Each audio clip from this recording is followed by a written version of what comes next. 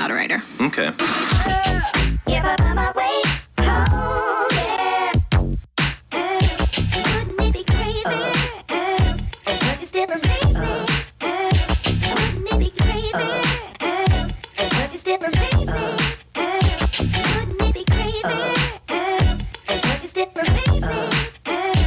Wouldn't it be crazy? Oh, don't you still amaze me?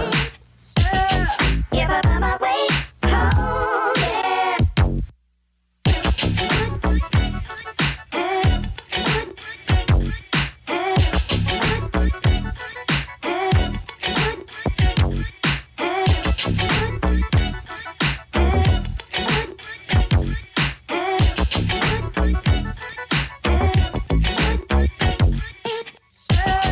If I find my way home, yeah. Wouldn't it be crazy? Oh, don't you still amaze me? Wouldn't it be crazy? Oh, don't you still amaze me? Wouldn't it be crazy? Oh, don't you still amaze me? Wouldn't it be crazy? Oh, don't you still amaze me? If I find my way home, yeah. This is the moment for those who. What we do here is go back.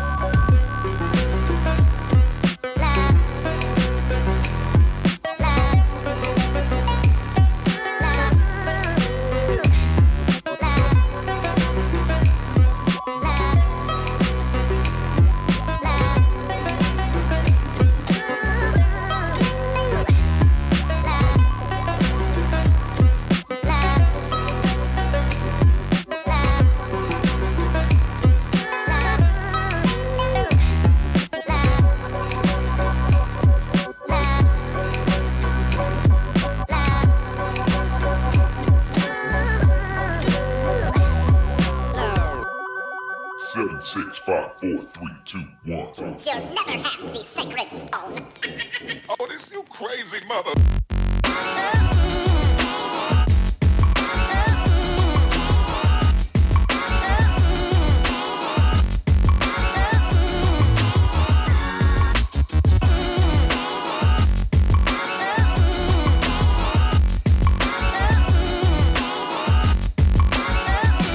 I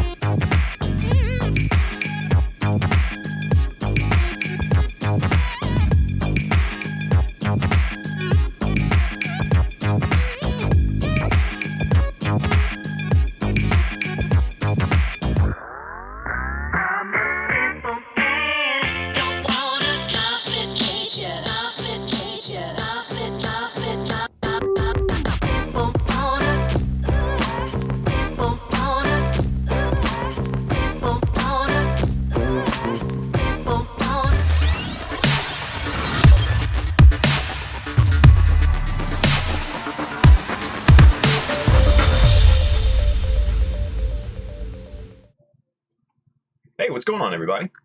Good evening. So, welcome back to the Child of Mecha live stream. It's a little bit after midnight here in the States, and we're going to do a little work on the Jesta. We're going to continue that. Today is definitely a Reaper's kind of day. So we're going to get some work. We're going to do some detailing, maybe continue on with some scribing, and we're going to clean up these ankles. I wasn't very happy with how the putty laid down on these things, so I went with plan B, and I'll show you that here in just a second. I have one more piece of the 4 that I need to clean up. The other 3 cleaned up very, very nicely. So we're going to clean that up, maybe do a little bit of detailing on that back thruster cowling a little bit that we started with the other night, and we're going to see where it takes us. We're going to go for a couple hours tonight, and we're going to have some fun while we're doing it. So let's see who's out there. Andrew, good. Thank you for watching. Jimmy at Gump Fixation, thank you as well for watching. If you guys want to interact, go ahead and comment in the chat and all that. But hey, let's get the share machine going. If you're watching this, man, let's get some shares going. Share it out to everybody. Share it in the groups. Share it on your page. Share it on your Instagram. Share it with your mom, your dad, your brother, your sister, your aunt, your uncle, everybody. Your dead grandpa if you want to. Share it, share it, share it. Let's make sure everybody knows what's going on. So, with that being said as well, every single tool that I use here on my bench, with the exception of a few, can be found on the description link on YouTube and on Facebook, and then later on Twitch. It's the Amazon link at the very bottom. You can find all the tools that I use, and if you do purchase any of those, it does help support the stream and the channel and everything. So go ahead, hit those up. And get you some good tools and everything. So we're gonna jump right in and we're gonna get started. So boop, swoosh. Where's the camera? Where's the camera? Okay. Well, technical difficulties. Let's work this out here. I don't know where the camera is.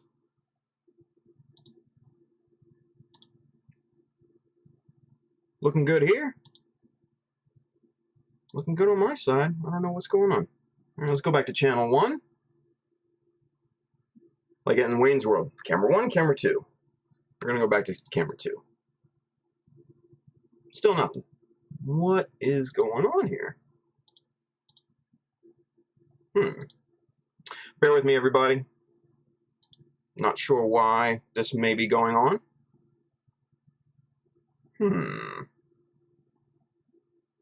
That could be bad. Let me turn the camera off, turn it back on. Hang on. Let me see what we got here. Boop, boop. Turn it back on.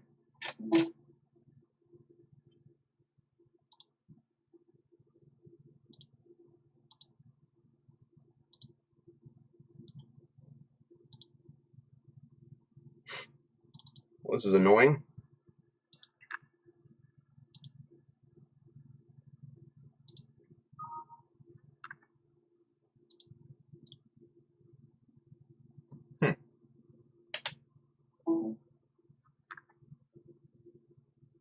Well, this is fun, isn't it?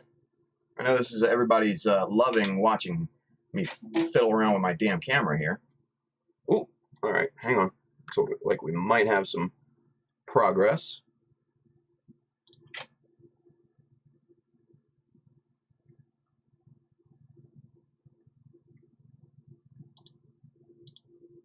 Huh.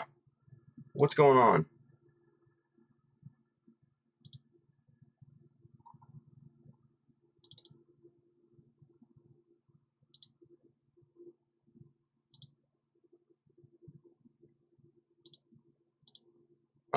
There we go. All right. I don't know why I did that, but my apologies. Live streaming, man, it has its ups and downs. You know what I mean? So we're back in good. No, wait a minute. Okay, cool. I can see it. Can you guys see it? Let me know. 100%. I'm looking good on my side. Let's check out Facebook, see what's going on there. All right, rock and roll. We got stream. All right, so that was embarrassing. Let's go back to it. All right, so what we're going to be doing is we're going to be cleaning up these ankle assemblies here. I did the first set, and it came out really quite nice. I'm very happy with it, and it just gives that kind of little extra pop of detail. Let's get it down here and focused for you guys. So you can see, you know, it's just very subtle, but it looks good. It fits in the aesthetic of what it should be. Focus there, camera. Come on now. Bring it down a little bit there. So it looks pretty good, yeah? I like it. I think it looks fitting, yeah? So we're going to go with that. So, like I said, I was not happy with how the epoxy putty laid down. Mainly because the gap that I was covering was not nearly as deep or as nasty as I thought it was going to be. So when I started to sand down, it just basically jumped out of the gap and wouldn't stay put. So I just went ahead and just kind of sanded as much as I can, and what it basically did was just sanding it down and evened up the plastic all around for a nice, even, smooth surface. And that seemed to do the trick.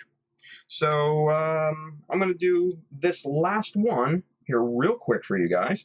We're not going to spend a ton of time on it. And I may not even finish this particular piece here while we're on the stream, just because this is kind of boring and it's not all that great, but it will demonstrate, you know, how to smooth the putty out and what you can expect to achieve, things like that. So right now I'm just kind of cleaning up this bevel, just you know, scraping off the excess epoxy putty off of that. We're not really doing much damage to it. We're just kind of scraping it off, and it's just kind of popping off because I didn't really apply much pressure on the bevel. So this is coming off rather nicely. It's just scraping off, really.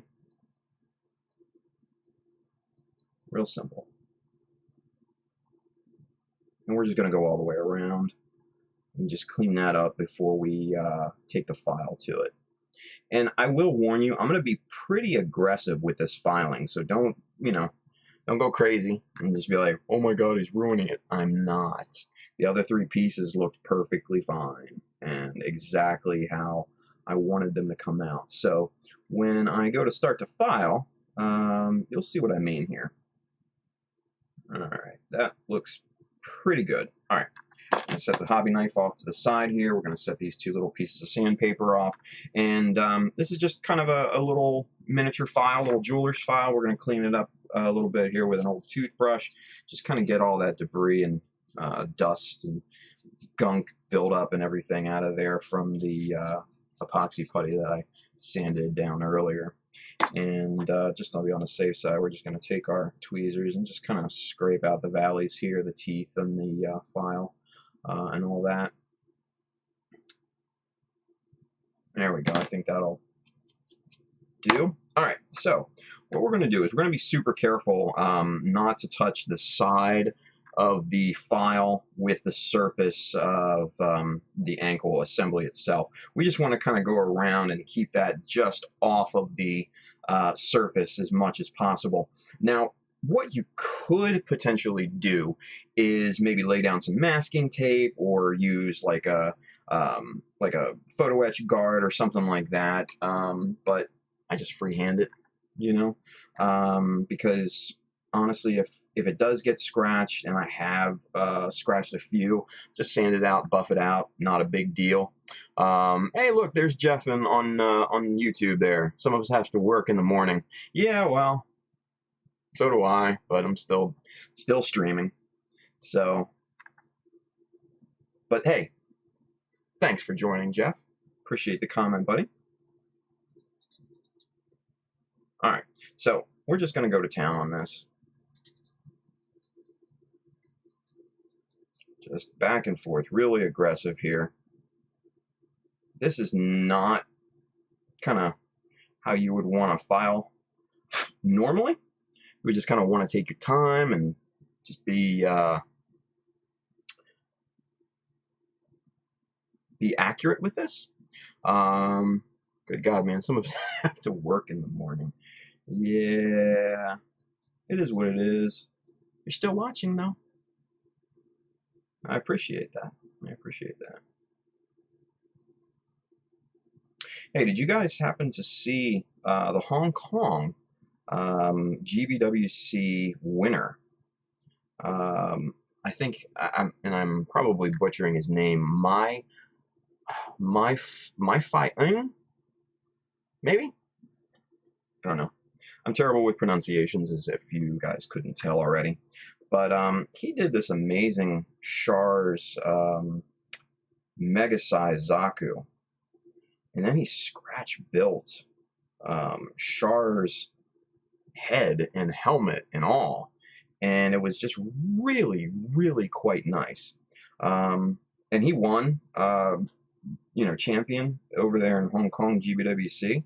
And man, congrats to him. That's just an amazing piece. It's really beautiful. Saw you playing that putty in the other stream once. Seriously, one. Getting it here is stupidly expensive. Really? You're up in good old Canada. I wouldn't imagine that it's all that. Why it would be all that expensive, though? Is there a reason I'm not picking up on? It's, I think, easy enough to get around, here in the States and stuff. A few U.S. sites actually sell it, and I know when I go up to New Jersey, my good friend Irad up there at the kitchen, he has pretty good stock of it as well. So as you can see, we're just kind of going around this real carefully, but still somewhat aggressively, and just first pass is just kind of getting evened out. We're not really going for anything other than just smoothing the putty around the piece. Yeah, maybe I'm imported from China. Jeff over on YouTube, he says, dumbness with local shops bringing it in. Yeah, well, off to GBWC in Montreal next week. We'll be picking some up there. Nice. Yeah. Get a good amount, man. It'll last you. Because they make two sizes. They make they make a small, and then they make kind of a larger size. The larger size, I believe, is 100 grams. And it comes with, I think, 4 or 5 strips of each, maybe 4. Yeah, probably 4 strips of each, and that'll last you a good long while. Probably last you the entire year at least. And so when you go to your next GBWC, you can buy some more. So there you go. Yeah, 25 and 100 grams, Andrew, on YouTube there. Good. Yeah, they have like I said, small and a large. All right. So again, just smoothing it out, and it gets a little dusty, as you can see.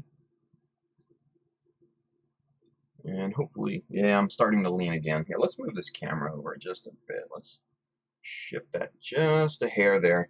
So now I won't lean over this way or lean back or anything. And so you guys can kind of see what it is I'm doing.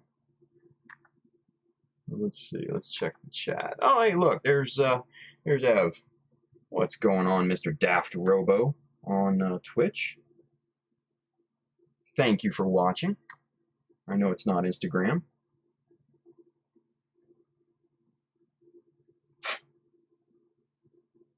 All right.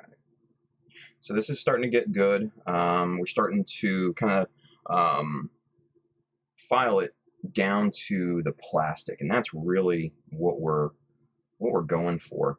Is we're getting we want a good smooth surface around. Jim over there on YouTube, he says he gets the light curing putty via eBay. that its brick and mortar doesn't carry it. Yeah, that's not surprising though. That's kind of a very special case product. I don't know about the light curing putty, man. I've heard good things about it, and I've seen people use it, but I'm just not necessarily sold on it just yet. Might have to try it out. I don't know. Don't know.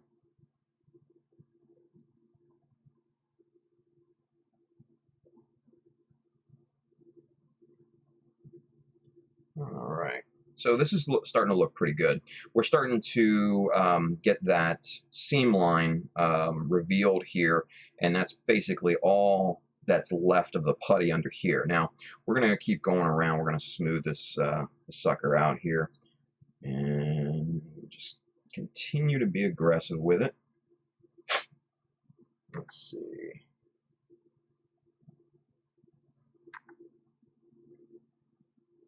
Yeah, getting back to the shirt. When I say it's a Reaper's Day, man, it's one of those days where I don't know. I just don't really feel like, doing much. Let's put it that way. Just kind of not in the greatest of moods, I guess. But you know what? This streaming thing is fun, and this actually lifts up my day, interacting with all of you guys. So, yeah, dude, it is Monday now, technically. So maybe I had a case of the Mondays on Saturday. Case of the Mondays. So, it is what it is. Having fun with you guys. So that's the name of the game. And if you guys didn't happen to catch the latest episode of Gunpla Talk, we did that yesterday morning. And that was a lot of fun. We talked with Adam Ryan from USA Gundam Store, and he kind of, let us in on some of the challenges of being a popular retailer, which are somewhat surprising even for me. And like I said, I feel like I'm tapped into the community a pretty good amount. Just knowing people, through my years of doing this, and just in travels and stuff like that, you do kind of start to network and things. But man, he kind of flipped me onto some things that I did not have any clue on, which some of the things that he said were pretty surprising. So if you guys didn't see that episode, go over to our good friend Zaku Aurelius' page, and check that out. It's the latest episode of Gunpla Talk, episode 37, guys. 37. Switch to Twitch. All right. Foeg.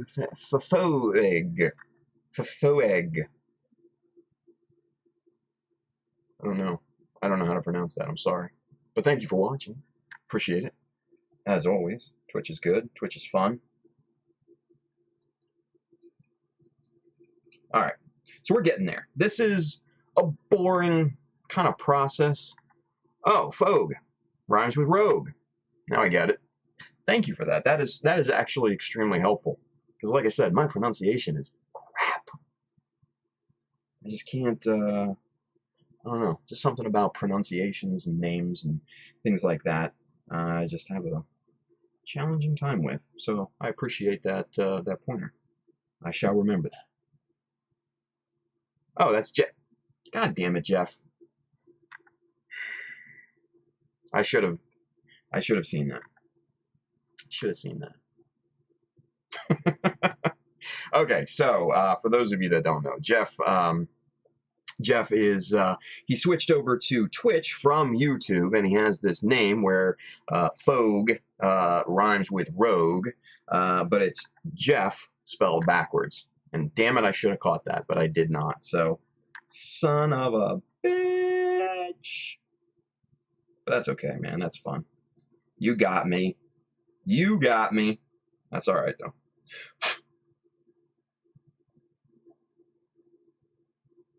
All right. So we're looking pretty good. We're starting to see plastic on plastic here. And that's essentially what we're trying to work into. Jeff is a boring gamer tag. Fair enough. Hey, you know, fair enough. All right, let's see what's going on over in Facebook. Man, Kurt, man, he's got to work. Kurt Hill over there. He's tried to watch this stream every single time, all 3 times that I've went live, and he's got to work every single time. Man, I gotta go on a little bit earlier just for him, just for Kurt, just so he can catch a live one. But hey, man, thank you for watching. Nate's out there. Nate, thank you for watching, dude. I see you're on Facebook over there. Appreciate it. Who else is on? Andrew looks like he turned on Facebook as well. Thank you, sir. All right. We are getting there, guys. We are getting there, I promise. And once this is done, man, this is the last boring thing. What? Evan, you can't. No, Evan, you can't. You can't go to bed. You gotta watch. You gotta watch. The Daft Robo, guys. If you're not watching, if you're not following him on Instagram, you guys should. He's a lot of fun. Everett. His cavalcade of animals. That farm and everything that he's got. Fofoeg. Thank you for the follow. Thank you, Jeff. Appreciate it. Fofoeg. Now I'm going to purposely call you that, Fofoeg. Just for the fun of it. But yeah, man, so Ev does some really cool things over there on the Instagrams. He goes live and stuff like that. He's a cool dude, man. So check him out. He's into Transformers. He's into Gunpla. He's doing the whole 9 yards. He's got some cool animals that he puts on there sometimes. So good dude, man. Good dude. So, all right. So I think we're about ready with this. I think we're about done with this file. Yeah, I think so. All right, so with that, let's switch over to some wet sanding. Get this thing nice and smooth. Faux egg. Yes, there you go. Faux egg. Jimmy said it right over there on YouTube. Faux egg. You know what? I'm gonna need these. Strap these on. Let's get to sanding. All right. We're going to smooth this out a little bit here. Because if you've ever tried to file a round piece, it's not the easiest in the world because you're not going to get 100% smoothness with just the file because you're trying to take a flat to a curve. Oh, Jeff, we love you, buddy. Even though we are dicks. It's funny though. So having fun over there on Twitch. Get some more water on this guy here. Now, like I've been saying in the last 2 streams, man, wet sanding is super important, guys. And if you're not doing it, you really, really should because it will give you a nice, really, really smooth surface. And it just makes it look so very good. So that's what I'm doing. I'm just smoothing this out. And this is probably, this is wet sand. This is probably 400 grit. So it's a bit aggressive right now. We're not trying to, we're not really trying to make this baby butt smooth just yet. We're just trying to smooth it out. Might as well build and watch while you're building. Good call, Nate. Nate Millis over there on Facebook. And guys, also too, Nate was last year's Anime Expo GVWC champion. And he goes by Fat Face Fatty Gunpla, which is a pretty funny name, but he's a pretty damn good builder. So you guys should go and support him both on Facebook and on Instagram. Good guy. Love me some Nate, man. Good builder. And he's building this crazy looking O right now. and I think it's going to be a winner. I think so. So go check him out. Fat Face Fatty Gunpla, I believe, is the name of Nate's pages. So go check him out. All right, this is looking good. That putty is starting to disappear, which is exactly what I'm going for right now. I'm trying to get it to plastic on plastic here. I'm trying to eliminate that seam as much as I possibly can without needing to fill it, because that's where you're going to get the smoothest transition if it's just plastic on plastic here. And we need to be careful, though, because we need to make sure that it's even all the way around. That's why we're going all the way around with the file. That's why we're going all the way around with the wet sanding as well. So just gave Fat Face a follow. Thank you, Ev, on over there on Twitch. Good stuff. Good stuff. Yeah, he deserves it. He's good. Good dude. Good builder. Good stuff. Cuts down on that dust. Yeah. No. He's on Instagram and Facebook. Fat Face Fatty, Mecha or Gunpla. I can't remember which. I'm sorry, Nate. But yeah, check him out. Good builder. One of those Gundam guys. My good friends out there in California. And if you guys have the opportunity, while I'm at it, talking about Nate, if you guys have the opportunity to get out to California, Orange County specifically, in October for the Southern California Gunpla Modeling Competition, or SCGMC, man, it is a good time. It is probably the U.S.'s largest.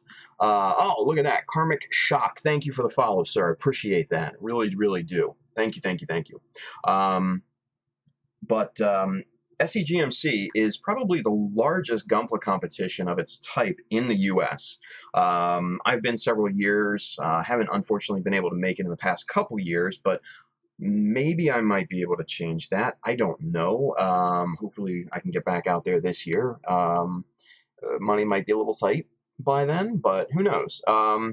So SCGMC, they've got vendors, and they've got door prizes and raffles and all sorts of categories that you can enter and win competition or win prizes too, and everything like that. So SCGMC, really great bunch of guys, awesome amounts of builders, and a huge amount of builds. I think they had over 200 entries last year in their competition. And it might even be more.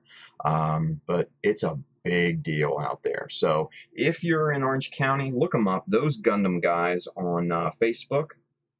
And I also believe on Instagram as well. Just a good bunch of guys that I've known for many years at this point, especially Clem out there. I've known him for, God, who knows how long, 15, 20 years almost. So follow them. And it looks like Mr. Craig Flynn Burger is on Facebook. He says, "Good day, mate." Hello, sir. Ev on Twitch, he says one day he'll get out there. You're damn right, man. You got to. All right, so looking at this is looking really quite good. Mike Wine joined. Gundamonium himself. Very good builder.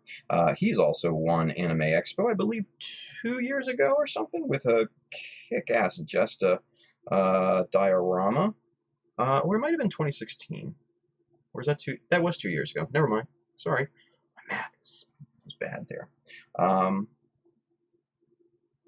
Oh, Ev's out. Okay, good night, sir. Have a good one. Thank you for watching. Appreciate it. But yeah, check out Gundamonium on Facebook, Mr. Michael Wine. Very good modeler. Great diorama builder. Weathering, metallics. Good builder. Also, he's up there on in the Washington State area. So if you guys get a chance to go up that way, or if you happen to live up that way, you'll probably run into him. Good guy. All right. So this is what is left of that seam. This is now plastic on plastic. I'm probably gonna have to fill maybe just some micro, some micro divots and things in this once I go take it to primer. But right now, let me see if I can catch focus on it. Right now, it's looking pretty good. No, pull it back just a little bit. And so you can see somewhat that is really nice and smooth. Okay, 2015. Sorry, man. My bad. 2015 is the year that he won Anime Expo. So yeah, definitely check him out. He's a good builder. Good builder. All right, so that is exactly what we want. We want that to be nice and smooth. And we're going to put the water away for right now because I'll come back and I'll really smooth that out with a higher grit sanding paper. I won't make you guys watch that because that's boring. I know you guys don't want to see boring, and I know I don't try to be boring, but sometimes it happens, you know? So we're going to put this ankle assembly back together here. I'm just going to pop that in. And bada boom, and there's our ankle assembly with those two minus molds now excuse me, attached to those two ugly plain discs like this one here. So there, let's see if we can catch focus on this, maybe show you a comparison. Yeah, look at that. That looks so much better. Just that one little detail adds so much to it. Let me show you. Let me pop this into the foot. Oop. And then back onto the leg here. Oop. And then let me show you right there. Look at that. That just looks so much better. Because that empty disc, that just weird, just field of plain plastic just doesn't make sense to me. There's no detail in it. There's no purpose for it. Obviously, it's a rotational point, and we get that, and we can kind of assume that based on the design and everything, but just the lack of detail doesn't make any mechanical sense to me. So, adding the minus mold, as you can see, just adds just that little pop of detail out from underneath of those armor and everything like that. So that's going to give the eye a nice thing to look at in here. So yeah, I'm very happy with that. Very, very, very happy. So that's looking good. Looking good. Okay. So let's see what's next. What shall we do? You know what? I'm feeling like maybe adding some detail, some plastic detail, to that vent cowling that we were working on the other night. Now, if I could just find it. Did I put it back on? I think so. Where is it? Oh, no, here it is, right here. It's right here. This little piece right here. So we're going to pop this off. We're going to shimmy that off. This piece we rim scribed the other night, as if you guys remember. And we're going to leave that alone for right now. Oh, look at that. My good friend Endmaker is in the Facebook chat. Welcome, sir. Like I said, man, if you guys aren't following Endmaker, man, you gotta do something. You gotta go follow him. He makes some amazing videos, guys. Amazing videos. And he's very talented too. Man, he came in, I believe, Endmaker, didn't you come in second last year at your local GBWC, I believe? I think so. I could be wrong, but he's placed very, very high indeed. Looks like Cam's on here at over there on YouTube. He says, Jim, I have some light curing putty, but haven't tested it enough. Do you ever have to use UV light to cure it, or does any old light do the job? Great question. UV light will cure it faster, but just like a normal light bulb will eventually do the job, but it takes a little longer.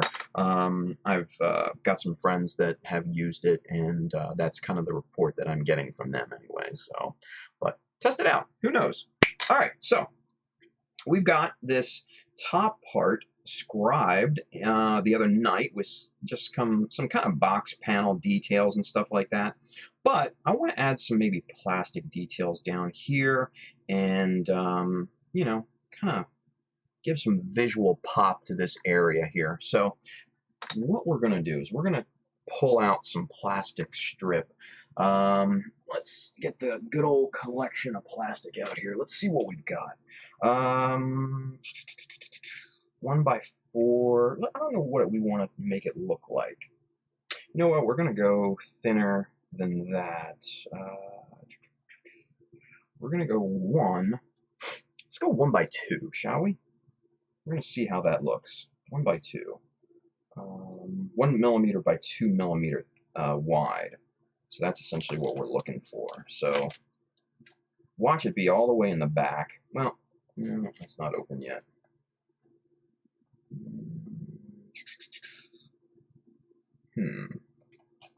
Looking at all the options here, I don't know what to do. Well, let's hold off that's a 0.5 by 2. We're going to hold off on that. We're going to set that aside, maybe use that a little bit. Here's 1 by 2. Good. And let's see what this looks like. Let's see how much workspace we have to deal with here, because this may be wide enough for what I'm wanting to achieve. It may be too wide. I don't know, but we're going to see. So let's get the ruler. Let's measure out exactly how much real estate that we're working with here. We're looking at about 10.5 millimeter, maybe 11 if you push it, but I don't want to do that, so I'll call it 10 to be on the safe side. We're gonna go 10 millimeters.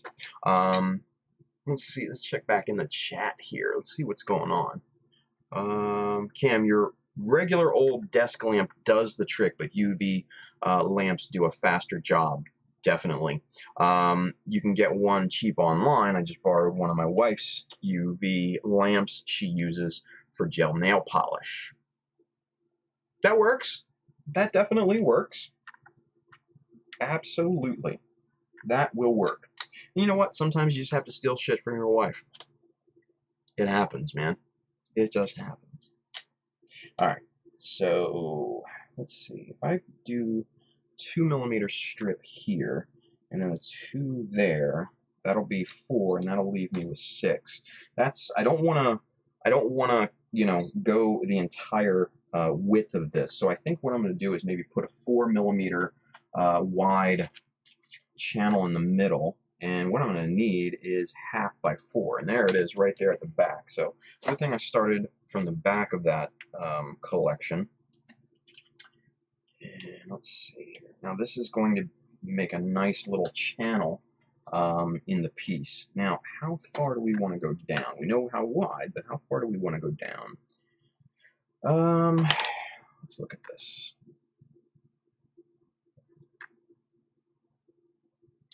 You know what? We're going to come all the way down. Yeah, I know what we're going to do. We're going to come all the way down. We're going to put it all the way at the bottom. That's what we're going to do. All right, so how far do we want to go up from the bottom, though? Let's go 10 millimeter. Yeah, let's go with that. That sounds about right. So we're going to put this wet sandpaper over there. We're going to clear off the chopper here so we can use that and get some strips cut out. Pull that into frame. And what I like to do, this T-square here by Wave, this is exactly 10 millimeters here, exactly 10 millimeters here. So I'll use this as my guide to make a 10 millimeter cut here. So just line that up with the blade, move the stop block into position, lock it down, raise the arm, and here we go. Now, one thing that you'll have to do with these plastic strips from Evergreen is just cut a little bit off the side, because they're not usually 100% square. So what I like to do is just cut up just a bit off, maybe a couple millimeters, nothing crazy, and that will leave you with a nice, even, square end to work with. So what we're going to do is we're going to pop that in there, pull that out, pop another one, boom, pull that out, put that off to the side there. And we're going to do the same thing with this 1/2x4. Square that up, chop a strip, and there we go. So we're going to put these pieces off to the side, put that strip off to the side, push the chopper back. So what I'm going to do is arrange these like this. So where the 4mm, since it is 1/2 millimeter tall, it will create a channel between those two taller pieces. But you just don't want to leave it there. You don't want to just have a square channel like that, because that just is not interesting looking. So we're going to do something else. Maybe think of some other type of shape we'll come up with, and kind of go from there. What I might need is a one. Is this 1 or is this 4x? Let's measure this with the calipers and see. Good, that's 4mm wide. This should be 1 in height.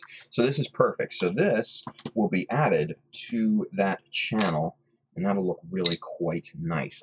I like this. The wheels are starting to turn. Let's see. Dark Kaiser 99 is over there on Twitch. Thank you for watching. Appreciate it. And all right. So what we're gonna do next, I think what I might do is cut a 4mm by 4mm strip, so a square basically. So let's square this up, chop that, and then what we're going to do to make this strip into a square, we are going to use it as a width gauge for our chopper. Let's pull the chopper back down here so I can show you what I'm talking about. So we're going, a little bit more. There we go.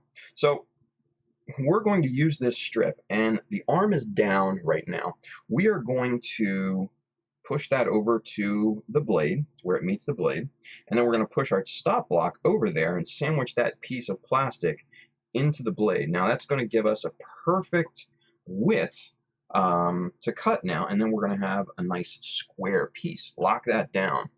Fofo Egg is saying good night. Good night, Jeff. Thank you for watching, and thank you for the follow and all that good stuff. Really appreciate that, man. Come on back next time that you have a free moment.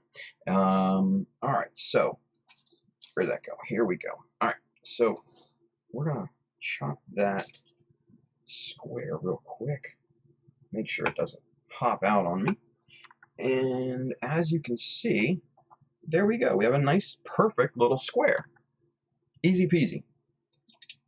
So what I think I'm going to do then in that case is to put that in the channel to raise that up a bit above kind of the border pieces.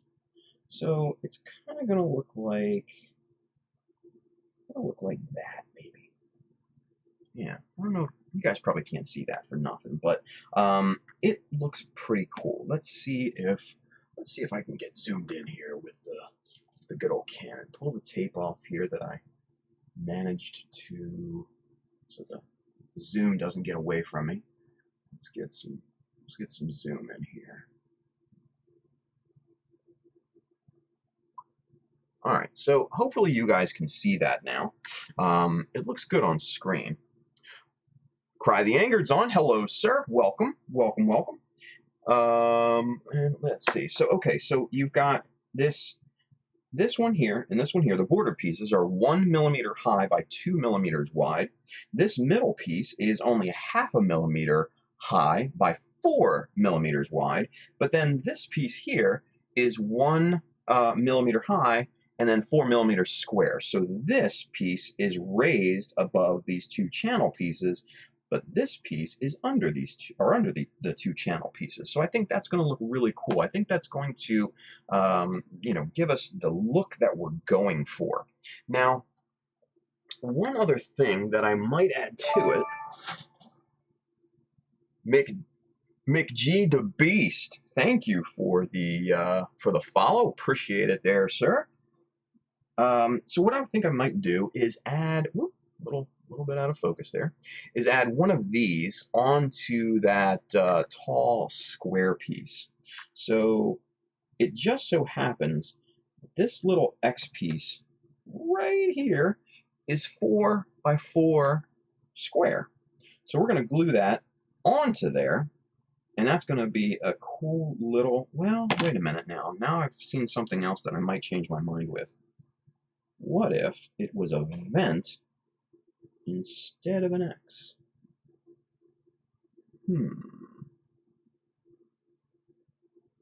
No, you know what? I'm going with first instincts. We're gonna do the X. The X panel is gonna be the winner because you don't want to second guess yourself. You want to go with first instincts because your first instincts are usually correct. So keep that in mind, guys. All right. So we're gonna take our Let's get some focus pulled back here so you can see exactly what I'm doing here. And we're gonna fix that with some tape so it doesn't slip the zoom here. Okay. So take your nippers of choice. In my case, these are the Tamiya sharp pointed nippers. And we're going to snip that off. Leave a little bit of nub there so you can clean that off later. We're going to cut both of these out right now. Actually, we're going to only cut one out. I'm going to leave the other one on the sprue for when I go to duplicate this on the other leg. Put that off to the side here. Now we've got our piece with some nice nubs on it. We're going to clean that up though. We are going to cut those off. Let's get our little NT cutter hobby knife here. Love this little guy, actually. If you guys haven't watched the first two, I was not sold on this little guy when I first got it, mainly because of the size, because it's pretty small. I really love Olfa, and you can see the size difference between these things. The NT cutter is like the little brother of the Olfa. It's kind of surprising when you first get it and when you first hold it in your hand. It's very very tiny. So what we're going to do is we're going to just trim the nubs off here. We're going to put our knife up to the edge and just kind of rock it forward, and that'll cut that nub really, really cleanly. Same thing with the other side. There we go. And that looks really quite good. We're just going to trim off a little hairline nub there. Now that's nice and smooth. We're going to do the same thing to the other side. Just trim off that little hairline that's left. Just scrape that side down a bit, and we're good. All right, so now what we're going to do is we're going to affix this to the square that we just cut. Tamiya, the Tamiya Extra Thin is one of my glues of choice. We're just going to kind of touch that on there. Now what will happen is your hobby knife will pick that up, and you don't have to put a lot of pressure on it either. Just kind of touch it with the hobby knife, and that will pick it up. And you want to do it kind of in an inconspicuous corner, just in case that if you do press too hard, the subsequent mark is not as visible. So since this is on the knife, we're going to get some of this Tamiya Extra Thin. We're going to kiss that with a little bit of glue. Shoot! Didn't want that to happen. Kind of came off there. So we're going to set that down. We're going to press that in just a little bit harder so it stays. Just get it off the mat there. Come on. Not wanting to cooperate. It's been that kind of day. There we go. Now we got it. All right. So kiss that with a little bit of glue here. Not a lot. You don't want it to come squeezing out the side. You just want enough to make the surface kind of glistening, if you will. And then we're going to put the visor down, shove that off to the side. We're going to put the square here, and gently position that onto that square of plastic, and then we're going to even this up while applying pressure downward to make sure that it affixes properly. All right, so we've got that going, looking good. Now, one thing that I like to do with these tweezers, since they are basically reverse grip tweezers, meaning when you squeeze them, they open, is to use these to line up two small pieces of plastic that are glued together.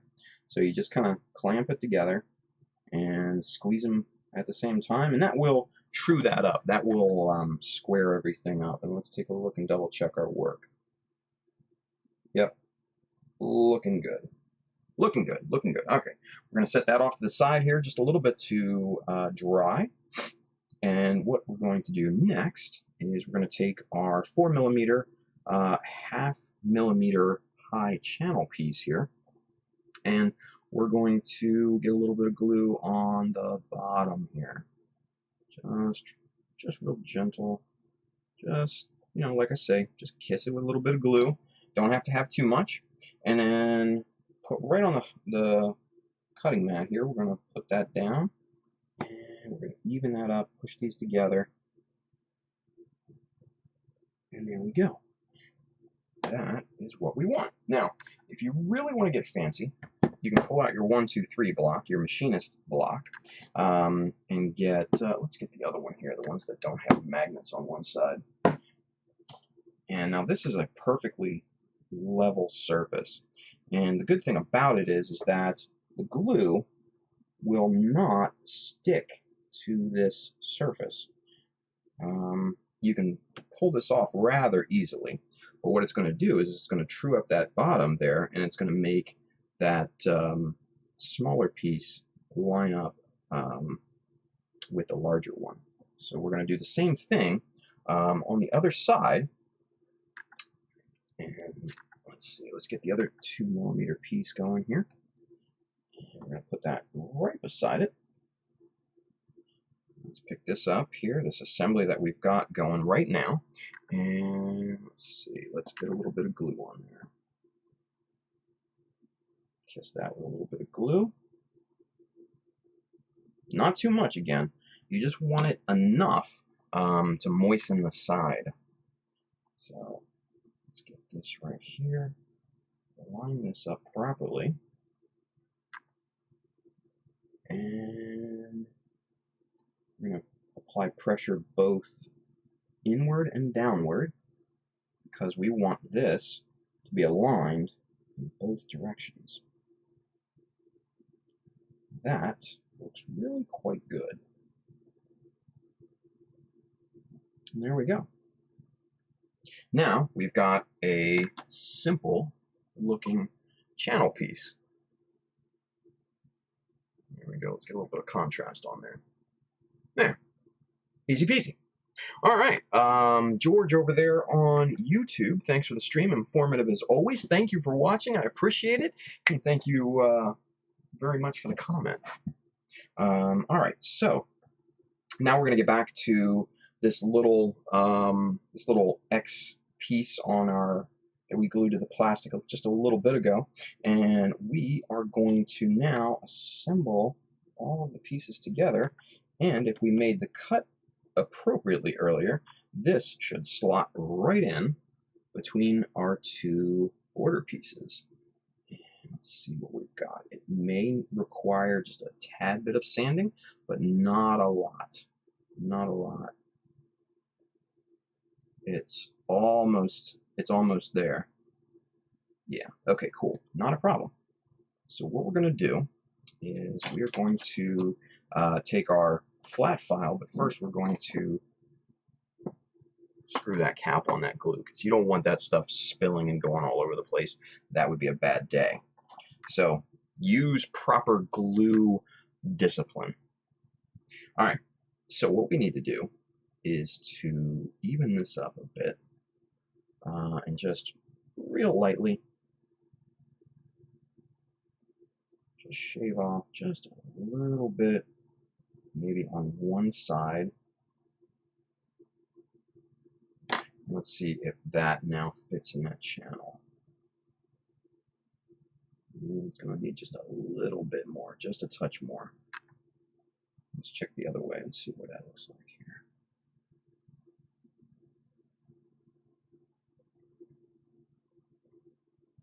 Yeah, just a hair.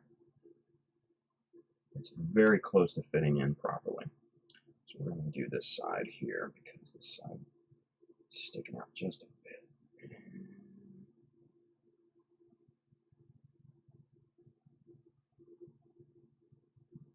All right, there we go.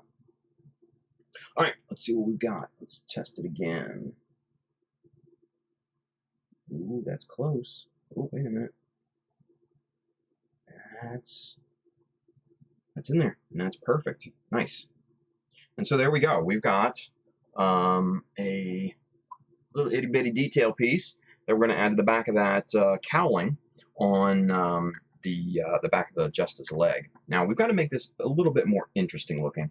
I don't like it just as it is, so we're going to add just a little bit more to it.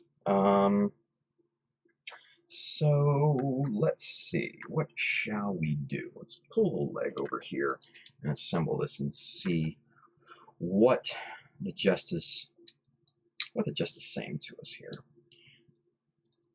Let's get its opinion, shall we? All right, so what we're going to do is we're going to put that on the back here, just like that, down at the bottom. Okay. So that's going to look pretty good because you're going to have a raised detail here, but then you're going to have some panel line detail back here. So when this leg goes to bend, put that down here, pop that out, it will not be impeded. The bend will not be impeded by any raised detail on that side, but it will have raised detail here. So if I pose it with the leg bent, you'll see that detail pop out from that area really nicely. So I like that. I like that a lot. So you always want to be cognizant of the range of motion of your model. And if you can make that range of motion bigger in any way by maybe eliminating some of the limiters that Bandai builds in and molds into the model, you can get some pretty nice articulation, but it really depends on the model because all models are designed differently. But just food for thought, really. So we're going to take this vent off. We're going to take this cowling off here. We're going to shimmy that back and forth, put the leg off to the side there. And now let's decide what we're going to do with the rest of this. Because we've got the vent kind of right there. This will be down here. What can we do? I know what we can do. Let's get some teeny tiny strip. Here we go. Oh yeah, this is one of my favorite sizes of strip to work with because you can cut this down to just, you know, really teeny tiny and add just the smallest minute details. It's really, really quite nice. This is what is this? 0.5 millimeter by 1/4, I think. Yeah, so 1/4 millimeter thick by 0.5 millimeter wide, which is very, very small. Obviously here it just looks like a white line on the screen. It's that small, you know. So, and when you deal with it, it's almost like, you know, like a thick human hair almost. It's very, very, very, very small. So what we're going to do is we're going to add a little bit of detail on this. Let's see, Cry the Angered. Usually you do all modifications on a leg and the reply on the other. Yeah, pretty much. Let's see, Ancient Tone. Thank you for the follow, sir. Appreciate that. That's awesome. But yeah, what I do, Cry the Angered, is to get them all done on one side first, just to kind of get the aesthetic that I want. And then once I'm happy with that, then I will duplicate it on the other side. Because if I've only done it to one side, if I am not happy with it and I need to fix something, then I don't have to do it to both. So that's just my own personal method of adding detail. I do it one side at a time. All right, Andrew, looks like you're signing off. Well, good night. Thank you for watching, sir. Appreciate it. Let's see, and we're gonna get let's get the good old measuring out here, and we're gonna do what, maybe 2 millimeters on this, 2 millimeter long. And we're gonna rock the knife forward because this stuff, being so small, has a tendency to jump away from you if you cut it abruptly. So you need to kind of be gentle with it. All right, so we've got 2 itty bitty pieces there, and it's super small. So here are the pieces right here. I don't even, wow. Now that I separated them, you guys probably can't even see those pieces. Let's get the chopper over here for a little bit more contrast. I'll put those pieces on the black part of the chopper. Yeah, it's a little bit easier to see on the chopper here. So we've got 2 teeny tiny pieces here that we're going to affix to our new detailing piece. So that's what I'm talking about. Those are itty bitty pieces. Itty bitty. 2 millimeter long by 1/2 mil thick. So what I figure we'll do is, again, let's get the glue out here real quick before we do anything and just get that ready to work with. So I'll make sure that cap is off. So we are going to just touch the tip of the hobby knife to that piece, and that piece is going to now stick to it. And again, we're going to kiss that with a little bit of glue. And it came off the knife just like the other piece. Not a big deal because we can take our tweezers and grab that piece off of there.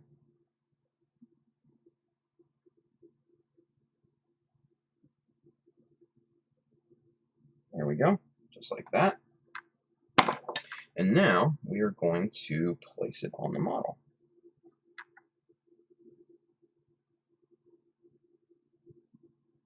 Place it on the detail piece, I should say.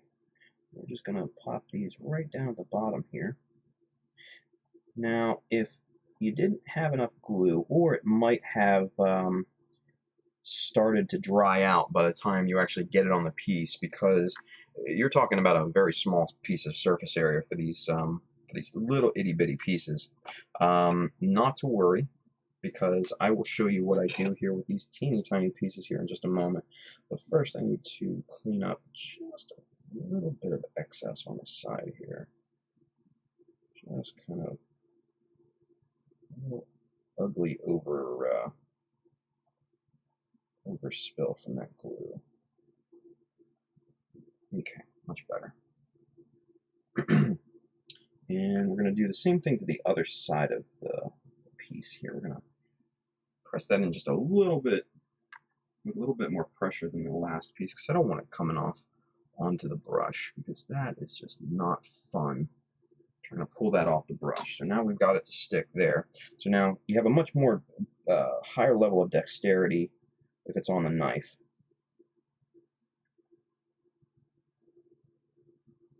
Okay. All right. So now we have 2 corresponding pieces here. Let's see if we can get some contrast in here. Let's see if we can zoom in. Maybe I can show it to you with a little bit of zoom. These off there. Let's just kind of put it right there on that. And let's get it centered for you guys. And pop it in. Yeah, it's kind of, might be able to see that. Let's see if we can catch it in focus. Okay, cool. So if you guys are looking on a computer screen, you might be able to see these little detail pieces right here and right here. But if you're looking at it on a mobile device, a phone or something like that, it might be hard to see. But rest assured, these 2 itty bitty little, little strips of plastic are there, and it's adding just a nice little bit of detail there. So I really like how this is coming out so far. Looking at it though, what I might do is chop the corners at the top, just to bevel those a bit. So what I'm going to do is I'm just going to freehand this here, and I'm just going to give it just a little chop there, just a little chop there. Let's see if we're even. Yeah, it looks like we're even on that side. So there. Now, it's got a little bit more of a distinct look. It doesn't look like strips just glued together. So I'm liking that. I'm liking that a lot more than what it was just a few seconds ago. So we are going to go ahead and glue this on to the piece. Now we're going to grab it by this 4mm piece because, we don't have to worry about it coming off. So the first thing I'm going to do before I apply glue to this is to sand the underside here. Get that nice and flat and get it ready for glue. So I've got to just have a, whoops, pull back.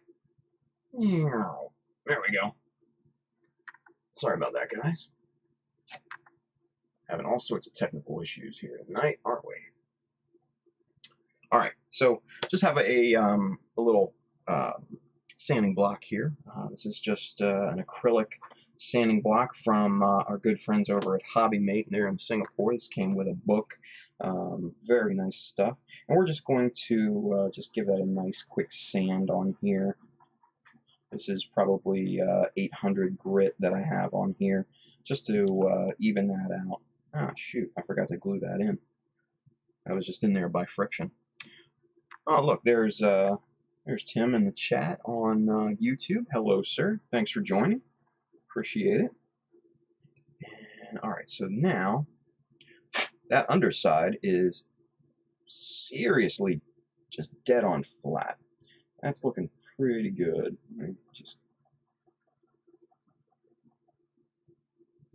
Yeah, that's looking really, really nice on the underside there. Nice and flat, ready for glue up. But first, we got to do what I forgot to do earlier, and that's glue this this little X panel. Hopefully I don't drop the thing on the floor, because that would be a bad time. So we're just going to pop that back in here. And let's get the orientation back to what I had it before. Not that side. Get it. Come on. Work with me here.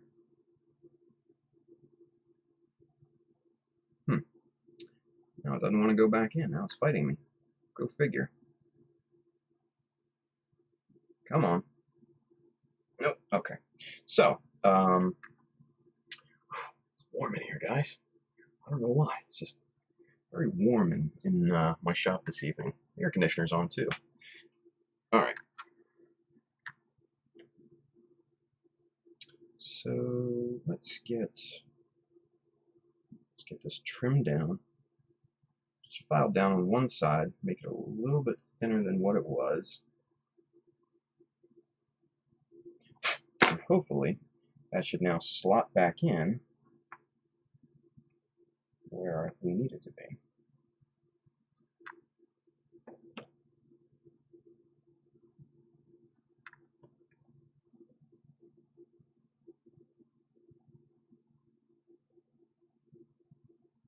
There we go. Now we got it.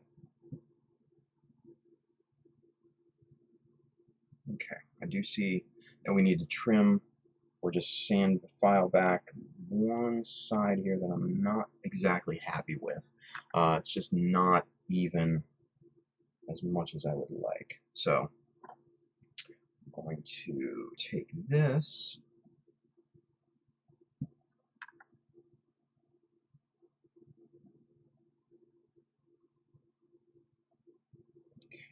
Just evening the white plastic strip with the detail piece. So it just looks like one nice simple block with that X on top we want. So that's what we're looking for. scrape that down with the hobby knife just to get it nice and smooth. And what I also think I might do is just kind of just trim these corners a bit just to match up with the detail piece, because the detail piece isn't, it's not perfectly square like the strip is. It's got a little bit of a roundedness to the side or to the corners. So we need to basically match those. So that's what we're going to do. We're going to just take just a hairline off of the corner on the white plastic strip, just so it evens out with the Kotobukiya detail piece here. Okay, looking good. All right, so we need to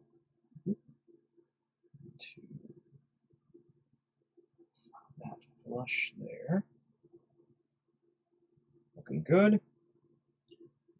Let's just do it all four sides just to make sure this looks like one solid block.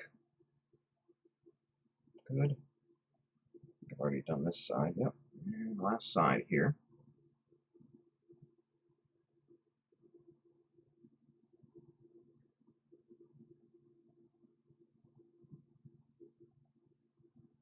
Good. Perfect, perfect, perfect. Now, all of the sides are evened up. They're flush with the plastic underneath. So now we can all basically just slap this all together here. And this should look really quite nice. Let's make sure. Yep, fits perfect. And no having to really push that in there and potentially cause the underlying pieces to break. So that's what I was trying to avoid. So let's get our glue out here and just pop a little bit on that underside there. Again, you don't want too much because you don't want this coming out streaming out the sides or squishing out, melted plastic or any of that, because, it's just a hassle trying to clean that up. So if you just put the right amount of glue on, you don't really have to worry about that all that much. So we're going to push that into place. Get that flush with the back. And there we go.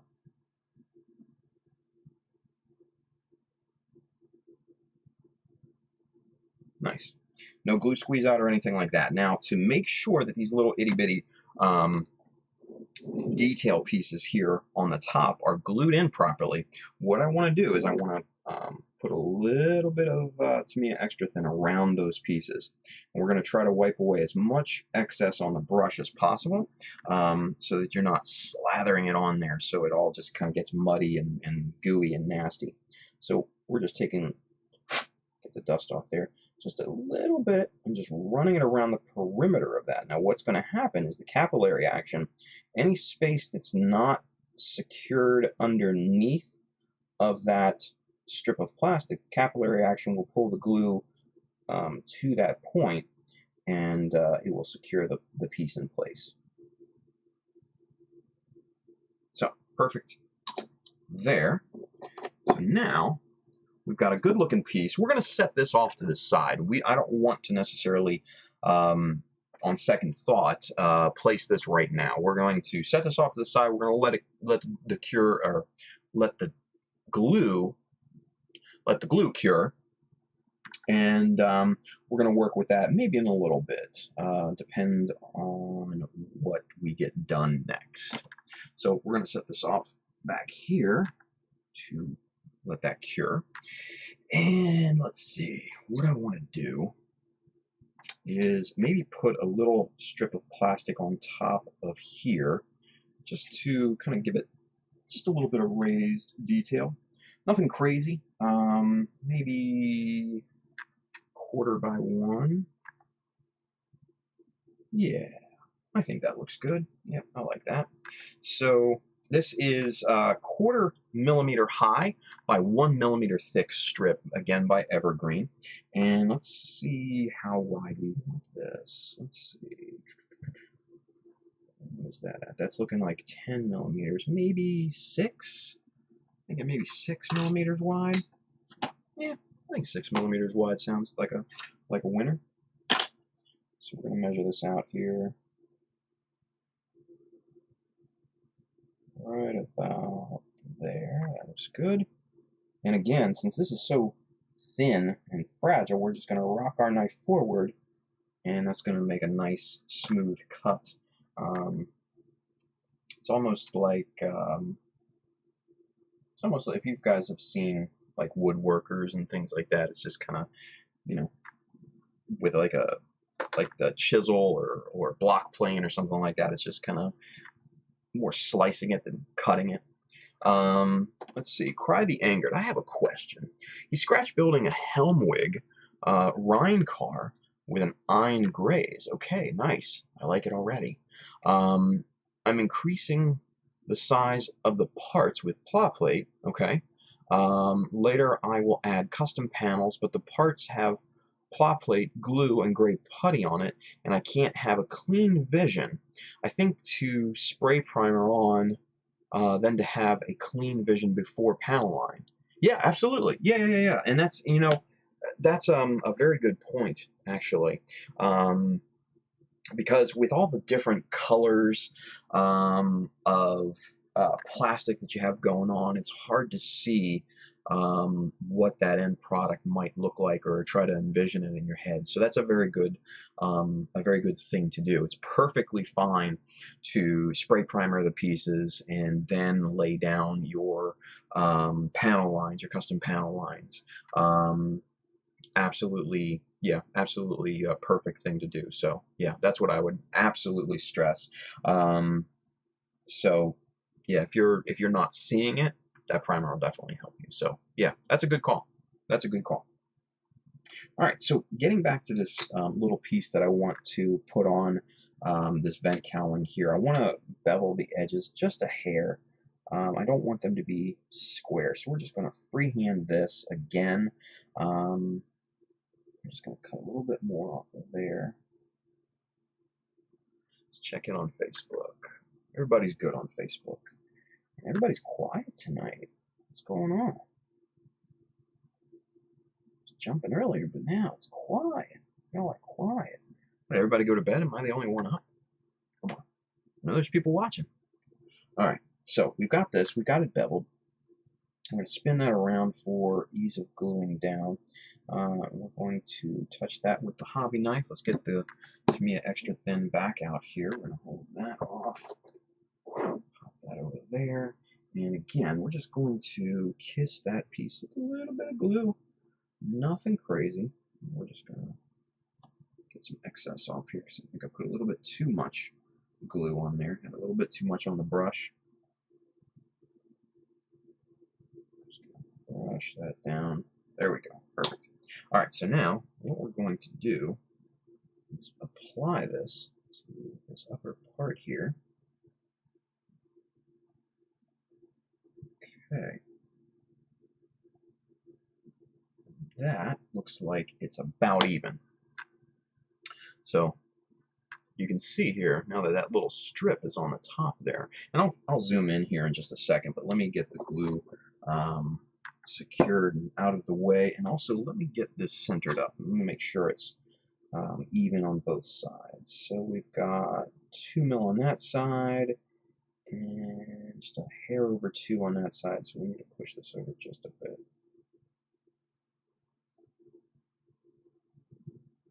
Even that up with the back. Now let's see what we've got here. 2, a little over 2, and what is this, a little over 2? Yeah, okay, cool. So that looks to be about centered now. So what I'm going to also do is I want it flush with this piece. So we're going to put this edge on the back of my ruler here, just to get a nice flush piece. And what I like to have, this is just like a little piece of bamboo skewer that I clipped off, and it's just maybe, I don't know, maybe 4 inches long, and sanded it and made this all smooth and everything. And this is just kind of, this kind of acts as just kind of a helping stick, if you will. Comes in very handy, mainly because the glue doesn't, you know, really stick to it or anything like that, and it doesn't mar the plastic like a metal type of tool would. So this is nice and handy just for pushing pieces into place, like this little strip here. So let's, you know what, now that I look at it, that is not even. The bevel is not exactly even, so I'm going to trim off just a little bit off of there. Now it looks good. Cool. Some of these things you have to do after the fact, after it's actually glued on. It's a common procedure.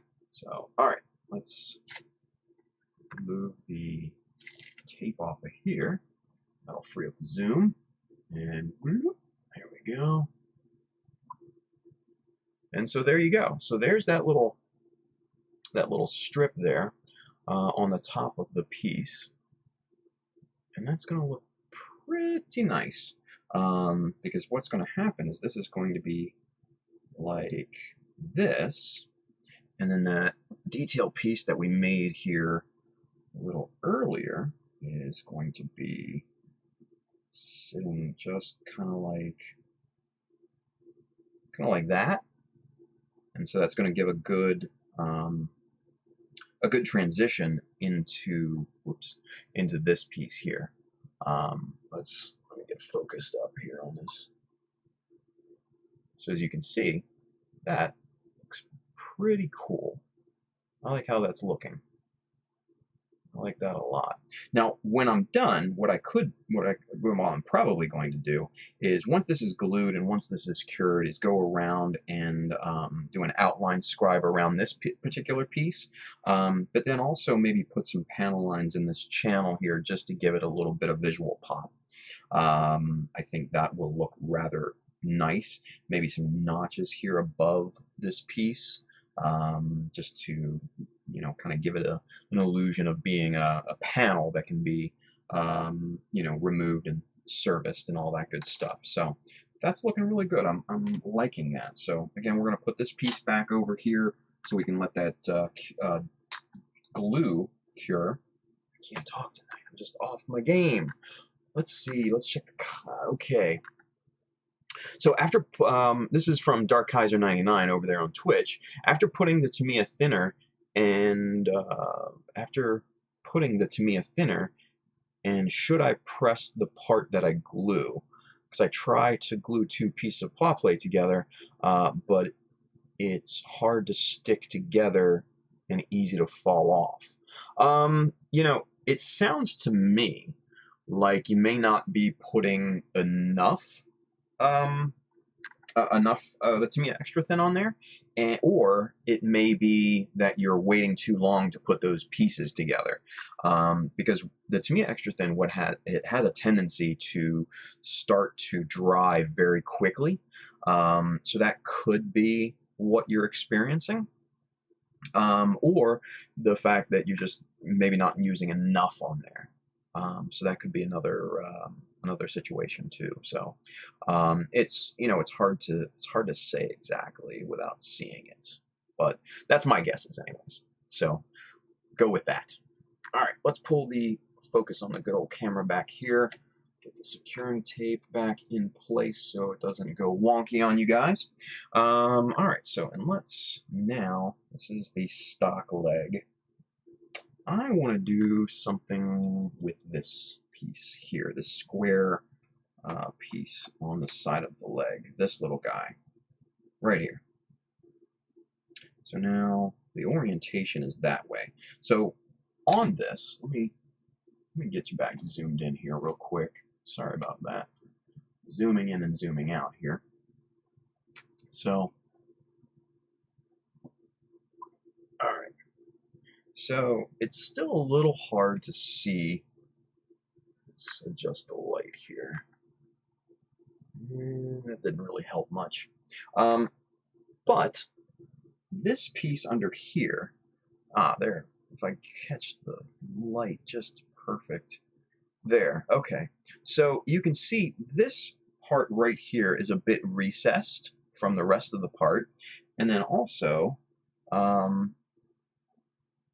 top has two already kind of chiseled in latch marks right here. Here and here. Right there, these two little guys. So we need to keep aware of both of those features of this particular piece. So what I think I might want to do is maybe add some raised detail, but mostly this is going to be panel lined. Cry the Angered says over there on Twitch, and the Tamiya Extra Thin Cement Quick Dry is even worse. Yeah, I've experienced that. You pour on the piece and it will evaporate instantly. Yeah, absolutely, it will. I think the Tamiya Extra Thin Quick Dry realistically is kind of only good for capillary action, kind of seaming, you know, putting it in the seams of pieces and stuff, because that stuff is very, very quick to evaporate. I tried some of that up there at the Gundam Kitchen, and it was actually part of the stream that we did up there, the last class, the Simple Details class, which is on both Facebook and YouTube, and also childofmecha.com. Check it out there too. You can watch it on all three locations. But we actually tried it right during the class, and yeah, we were having issues with it as well. It dried out way too quick, way too quick. So let's get the zoom knocked back out here.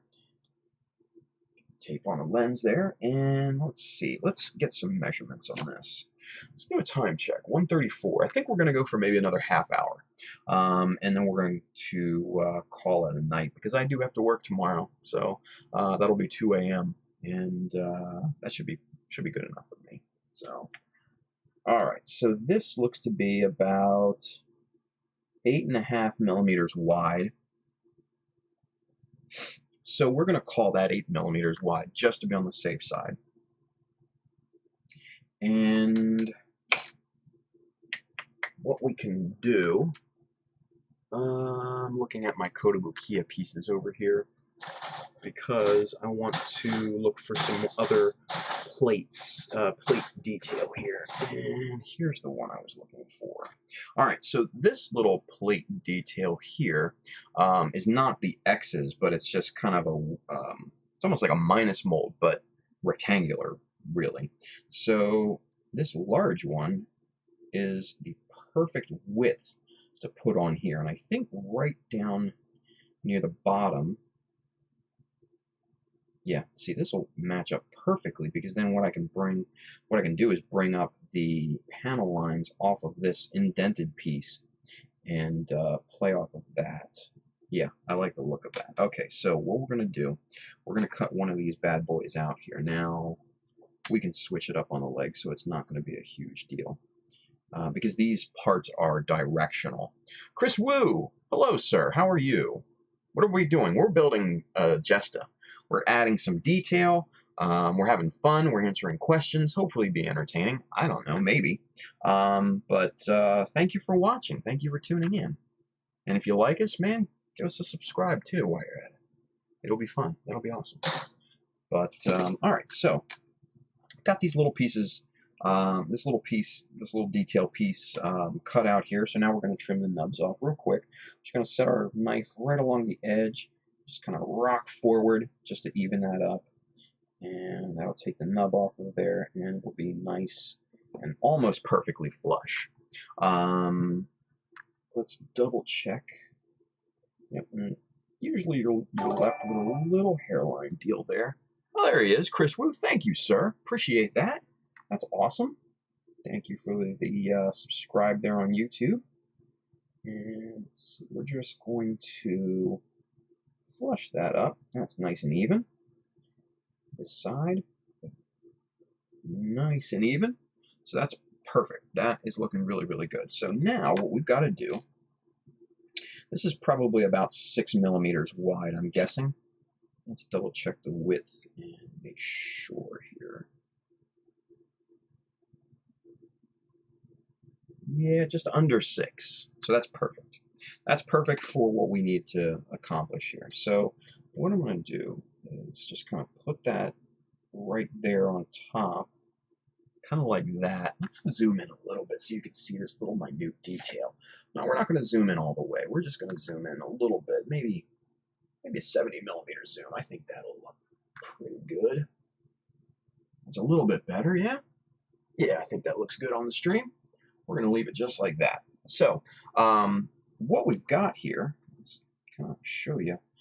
We've got this little detail piece sitting on top of this leg piece here, and we're going to now glue this down and then bring up panel lines on either side and make it a nice kind of like box detail panel, kind of like we did on the thruster cowl on the back of the leg there. So let's get the Tamiya extra thin pulled back out here. Always want to maintain good discipline when it comes to your sharp objects, your messy objects, things like that, and your expensive objects, your expensive tools, your BMCs. Make sure that you put, there we go, make sure you put the cap back on these things because these are expensive. Chisel discipline, your sharp implementations, your knives and stuff like that. Make sure they're not perpendicular, or I should say parallel to your work surface to where they could roll off your table and puncture something important. And then also too, the glue. Make sure you put that glue. Make sure you screw that lid back on there when you're done with it. Even if you're just going to use it in a few minutes, that could still be a recipe for disaster. So make sure you maintain good discipline on all these things. It's very, very important, and it prevents nasty accidents because I've seen way too many modelers do that. So what we're going to do with this piece is we're going to pop that on the knife just in the inconspicuous corner of that little notch there, and now we're just going to apply some of that. Let's get some little excess off of there.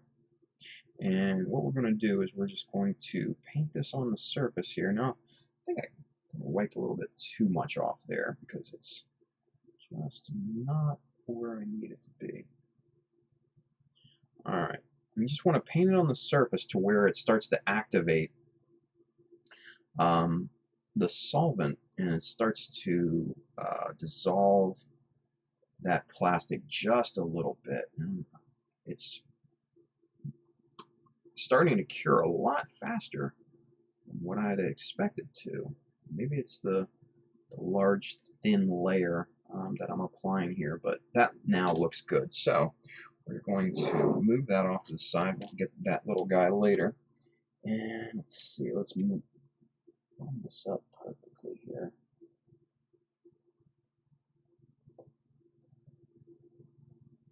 Okay. So now I'm going to screw that cap back on it to me extra thin. And let's line this up here with a good old metal ruler. We want this lined up with that indent piece. That's looking good on that side. Let's see. I think that's a little off to one side. Let's do some measuring and find out for sure. We're looking at just a little bit over 1 millimeter. A little bit more, so yeah, it's not centered perfectly.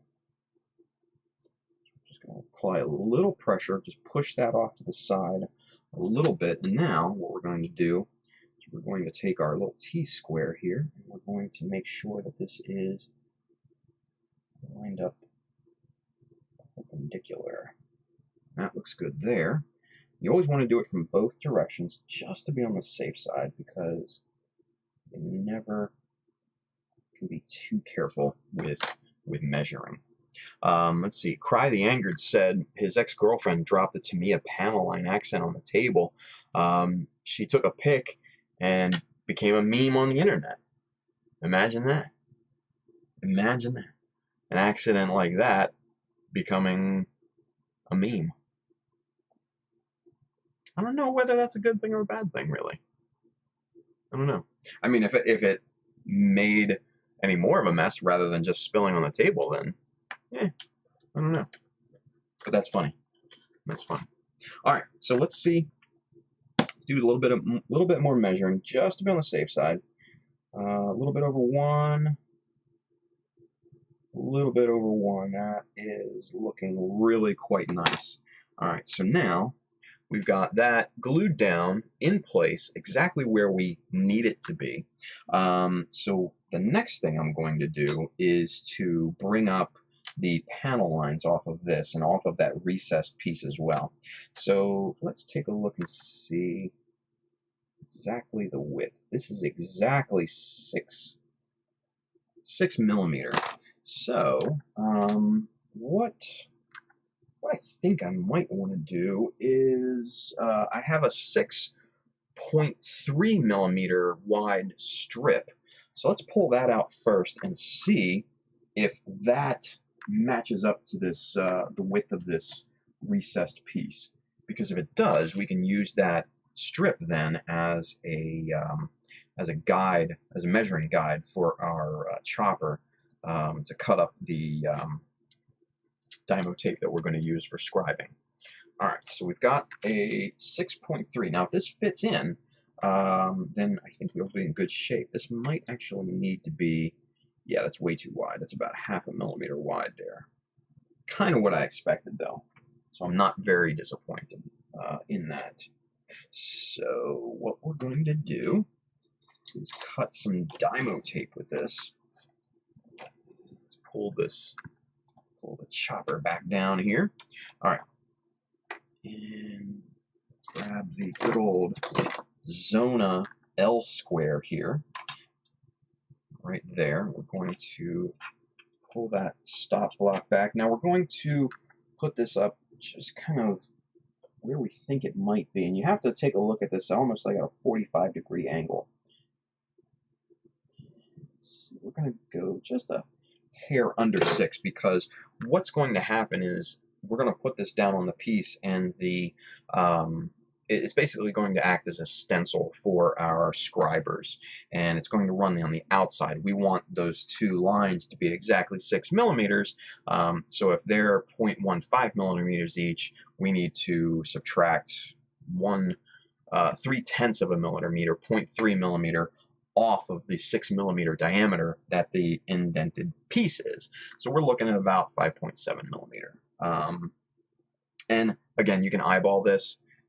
It's not going to be, it doesn't have to be perfectly exact, but it has to be close enough. So just pull that back a hair, and then you should be good to go.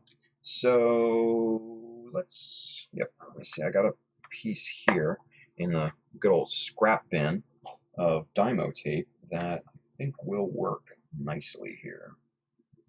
All right, so there's our new our little scrap piece, and like I said before, we want to square up the ends just to make sure that we have a nice square piece to work with. There we go.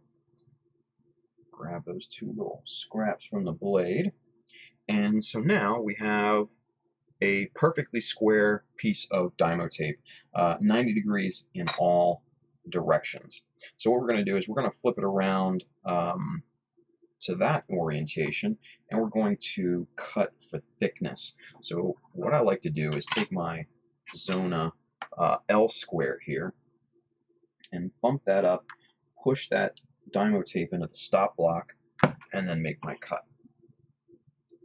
And then what's going to happen is that will now give us 2 strips. So there we go. And then to test this out now, we can see if this piece of dymo tape, this should fit very easily into this gap. Yep, and it does. And it leaves just a hair on either side to accommodate now for that panel line. Perfect. Exactly what we want. Exactly what we want. Okay, so now we can put that down here so it's focused for you guys. Now we're going to lay the dymo tape coming off of that raised Kotobukiya piece, and now we have a perfect width of dymo tape to scribe off of. Now, before we do that, though, I do want to take a measure and see exactly how much we want to come up, because I don't want it to go all the way up, because we need to be cognizant of these 2 notched little pieces of detail that's already on the plastic itself that it came molded with. Let's see. So we're gonna go what, 8 millimeters, 8 millimeters high. So let's cut this piece to length now. We're gonna put this other scrap away here, guys. If you're cutting Dymo tape, put your scraps in one of these little pieces and reuse them. Recycle your Dymo tape. So let's get the chopper back down here, get it back in action, and then here's our good old Zona. We're gonna go 8 millimeters, eyeball that up with the blade, get that close, right there, perfect. Lock in the stop block, lock that down, and let me just make sure one thing real quick.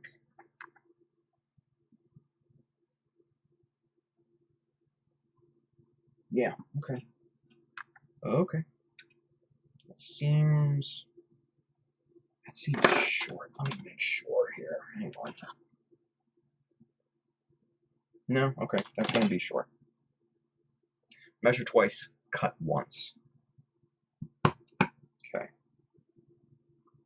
So now, let's see. These are almost perfectly matched. So what I can do is I don't want to put my finger under here on this side. So I'll take my little bamboo skewer holder, nudge this piece of Dymo tape up in the corner there, hold it on this side with the skewer, and then chop it. And now that's going to trim up that piece, and now we're going to have two identically sized pieces. Boom. Can't see it. There you go. So, two identically sized pieces, looking pretty good. Looking pretty good there. So, let's now apply one of these to the actual piece. Let's get to scribing, shall we? And I think this will be the last exercise of the night.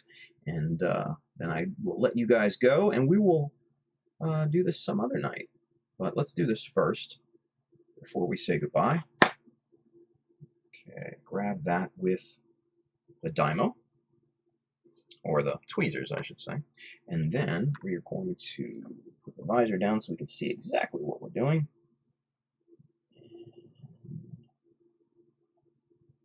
Huh, that is not square whatsoever. What's going on there?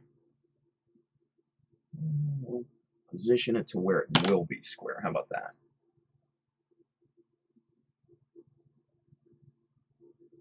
Okay.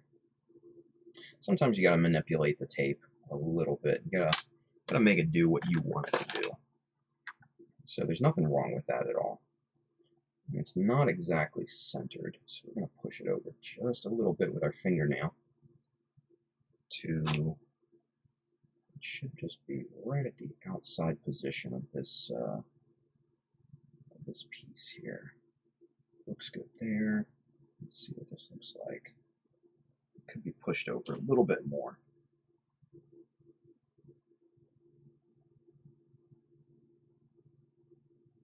Just kind of want to wiggle it over a little bit and press it down. That should be good. All right, even on that side, and then nice and even on that side. So a little bit of glue, that came out on this side of the piece, so that's why it's not looking even. So I'm going to trim that off here, just with the hobby knife. Just kind of go in there and just trim that off, and that's just going to make a little hairline piece of plastic. I'm just going to go back in and lift that off with the hobby knife. And now that should be what we're looking for.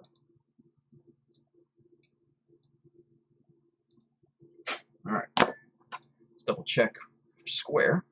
GamerBud, let's see what he's doing here. GamerBud on YouTube says, "Hey, I am looking to get into scratch building with plot plate and putty. What kind of plot plate and items should I look at getting to start with?" Great question. Great question. Let's zoom back and I'll show you a couple things just really quickly, and then we'll get back to scribing these details here. Let me pull this back. Whoop.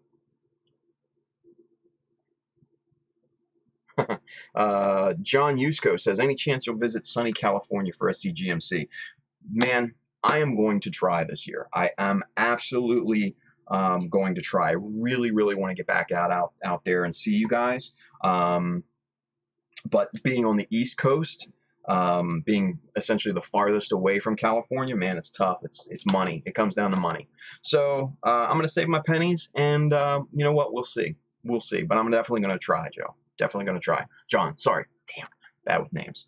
All right, but hey, Gamer Bud, if you want to get into scratch building, aside from the plastic, aside from the putty and all this, this tool, this one tool, this is called the Chopper. Ooh, there, the Chopper. This is actually the Chopper 2 from a company called Northwest Shortline.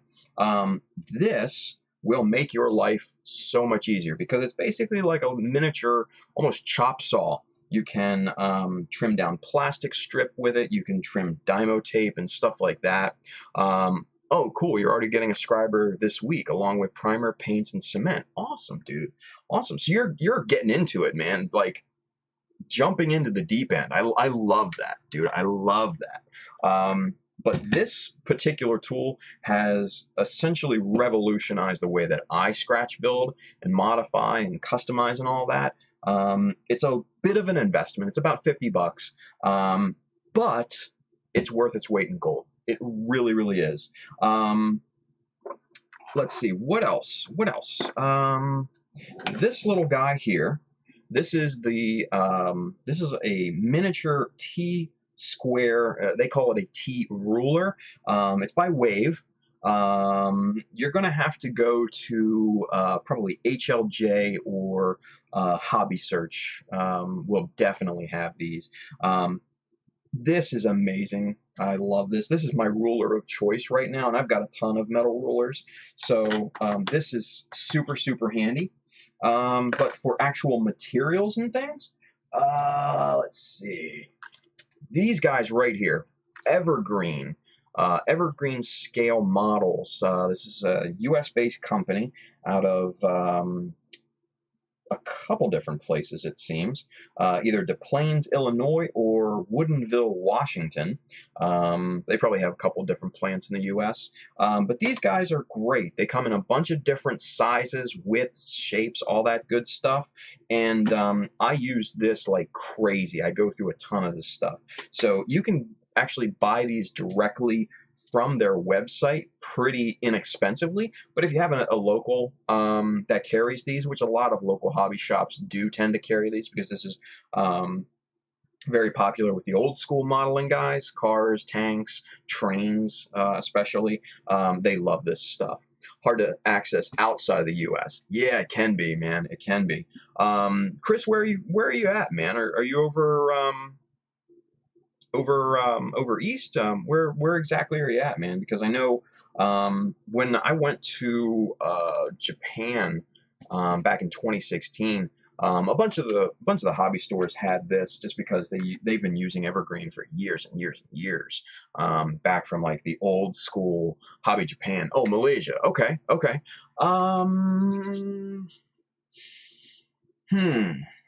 Malaysia. Yeah, that would probably be a bit tough.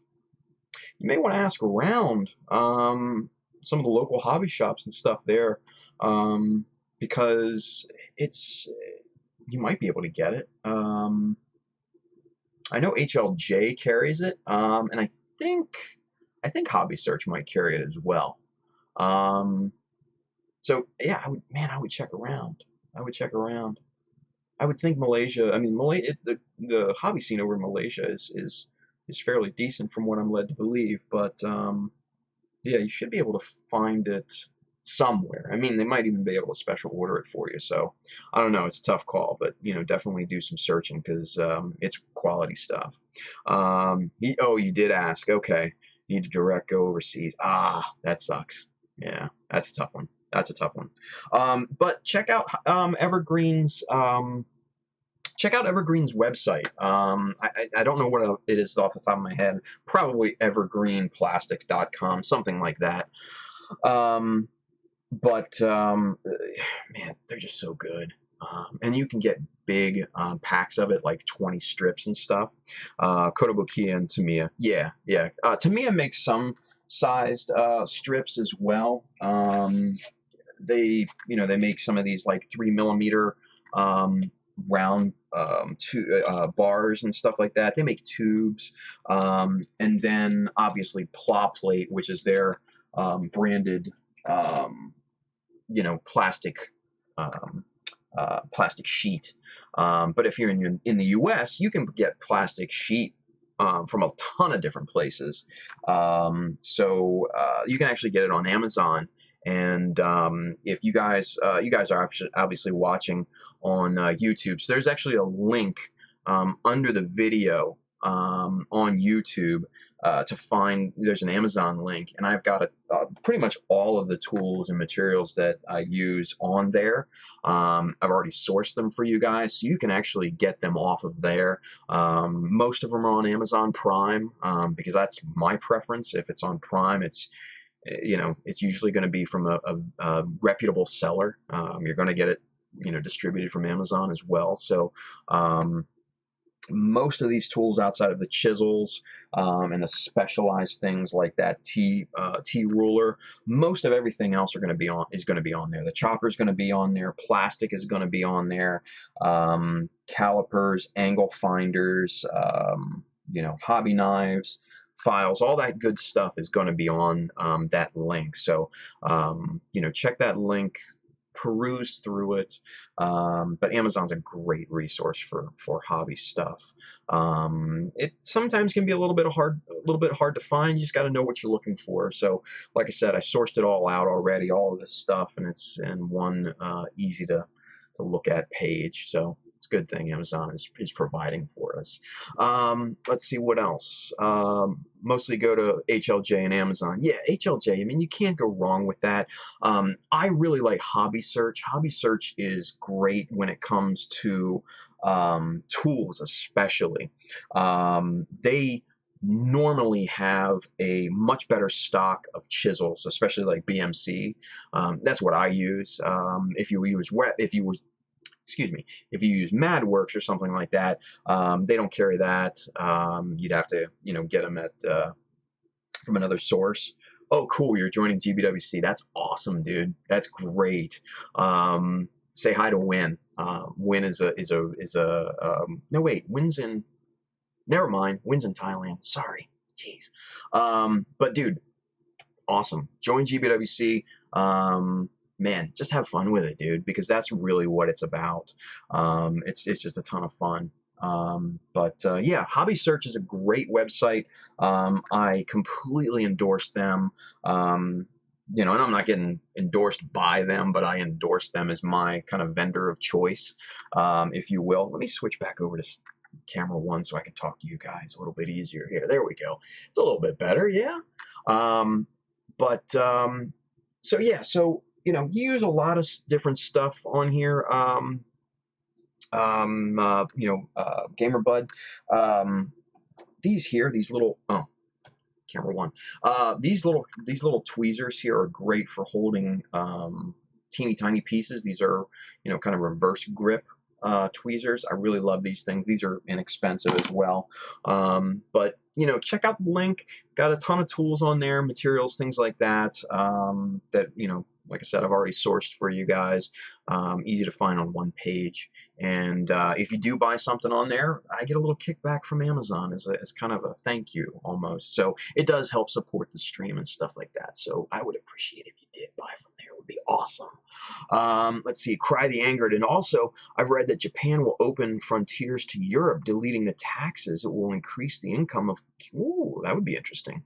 That would be cool if they did. All the trade deals and everything. It's just kind of a weird time for stuff like that. Import fees and tariffs and all that crap. I don't get it. I don't pretend to get it. It is what it is. It's above my pay grade, as they say. Let's see. Chris Wu, tools are one thing, but patience and determination is the key. Yeah, Absolutely, man. Absolutely. If you guys have seen the Hummingbird, that took me 4 years to work on, guys. 4 years. That was a passion piece for me. It was a crazy long build, and I was supposed to enter GBWC 2014, but it wasn't ready, and then 15, and it wasn't ready. So I finally entered in 16, and that was the magic year for me. So yes, patience, determination, absolutely crucial. Attention to detail as well.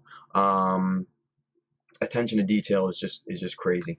I can share one of my build. Yeah, definitely, man. Send it over on Facebook or on Instagram or whatever. I'd love to see that. I really would.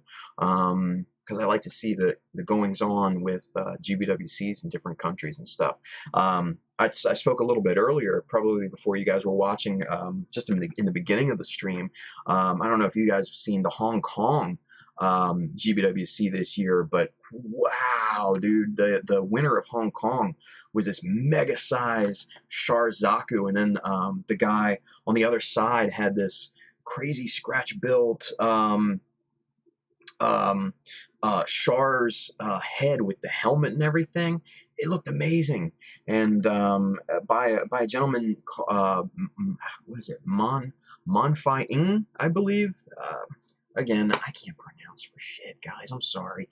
But just an amazing piece. I'm sure you guys will see it on Facebook and Twitter and all that good stuff. Yeah, I did. I saw the notification come through, Chris. So I will definitely check that out here momentarily. Cool. I will take a look at that. I can't wait to see that, dude. That's awesome. Let's see what else is going on. Gamerbud, I used to sculpt with model clay. Oh, dude, that's awesome. As a teen, and again, when I was a young adult, and always loved it. So building custom parts or modifications to my kits will scratch that itch. Yes. Nice. I love that, dude. Sculptors, I have so much respect for. You see some of these sculptors, like I watch Face Off here in the States on Sci-Fi. The kind of visual effects, movie makeup competition show, and man, just the level of talent that those people have on there just blows my mind, man. It's just really, really awesome. So that's so cool. As a kid, I used to take Play-Doh and make armor for my action figures. That's awesome. That's so cool to hear. This is the adult version. Yeah, you're definitely right. You're absolutely 100% right there. Yeah, sculptors are really impressive. Yeah, they really are. They really are. I follow some of them, some sculptors on YouTube. Some of these guys that do like speed sculpting and stuff like that, and just make these crazy intricate pieces and busts and figures and stuff like that. And they make the armatures and all that from scratch and everything. And it's just so much respect for those guys. I mean, just to have that level of talent is just incredible. But yeah, I mean, this is kind of a different version of that. Instead of clay, we're using plastic to sculpt with. So it's kind of, I enjoy that too. So it's really, really cool. So that's why I love this stuff. So, but yeah, check out the Amazon link. You're gonna find all the tools. Well, not all the tools, but most of the tools that I use there. Drill bits. Let's see. Things like these drill bit packs. And you've got a ton of different sized drill bits in this thing. You've got things like just as simple as like a machinist block, like a 1, 2, 3 block. These are great because these are perfectly square and polished all the way around. And what I like to do is take, God,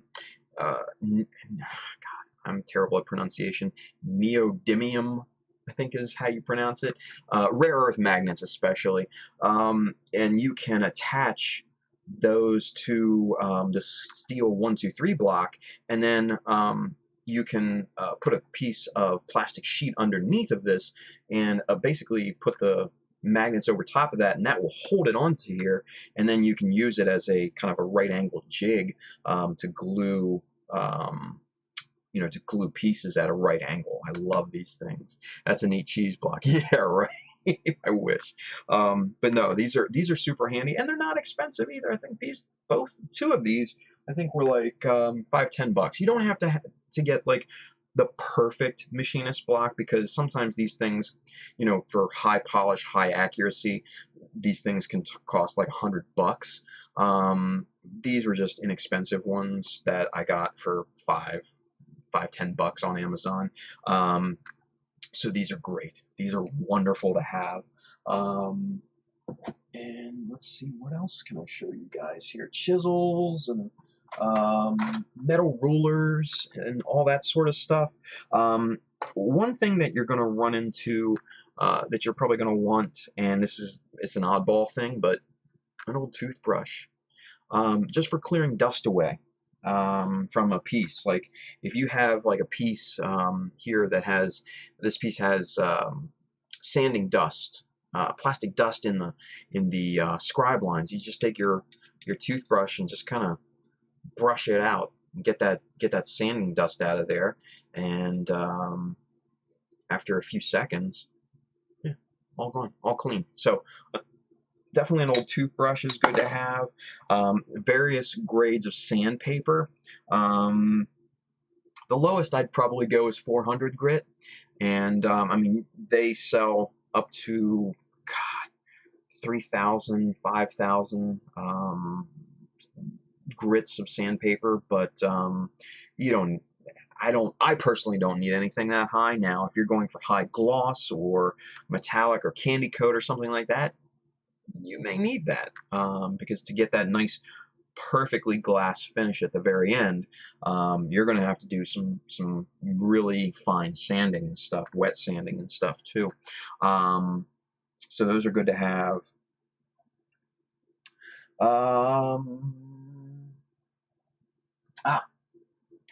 If you have a Dremel, which comes in handy every now and then, it's definitely kind of one of those tools that are situational. I mean, I have one, and I've had the same one for years and years and years.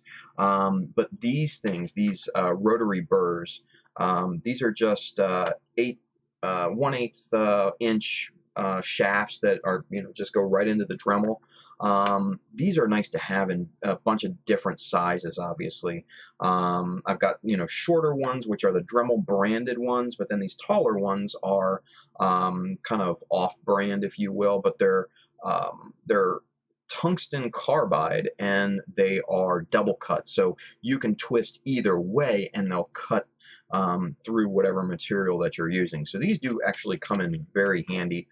Even in the good old pin vise, you can put these in the pin vise and shape the plastic very finely and stuff like that. So these are handy too. So, but those are my recommendations. Obviously, Amazon's going to have my full list of recommendations. Yeah, so those are the good ones. So great question. Thank you for that. Chris, you normally go 2,000, yeah, for high gloss. Yeah. That seems normal to me. Hell, you might even go higher. You may even go 3,000 or 4,000 if you really want that mirror finish.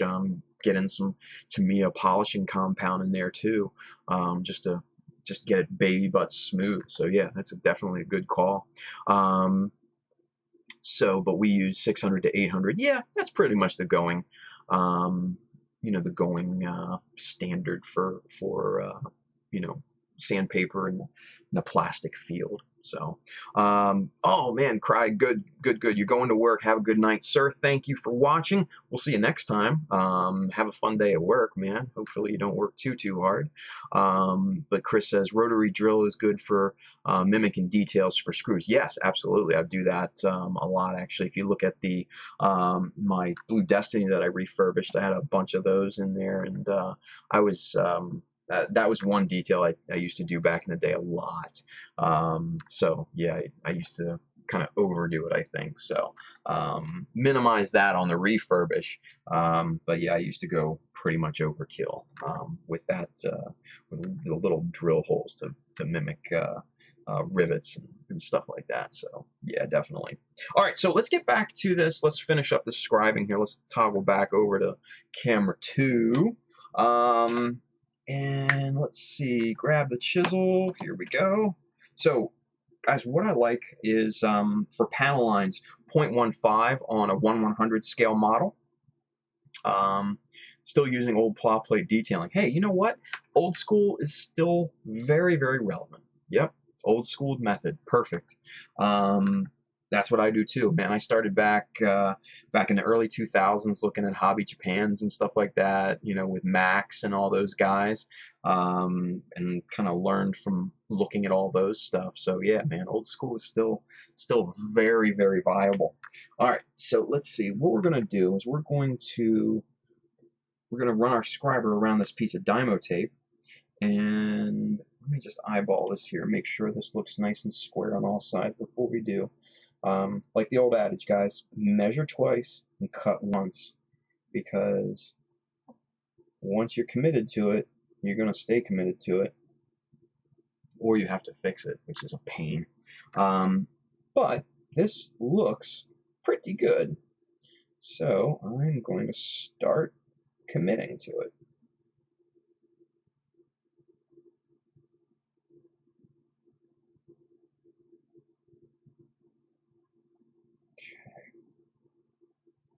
So it's looking pretty good on that side. Let's check this side and see.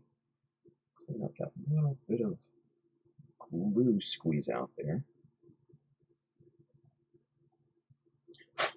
Okay.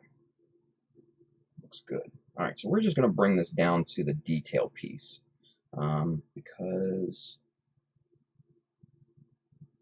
I want that to be the end point of these scribed lines.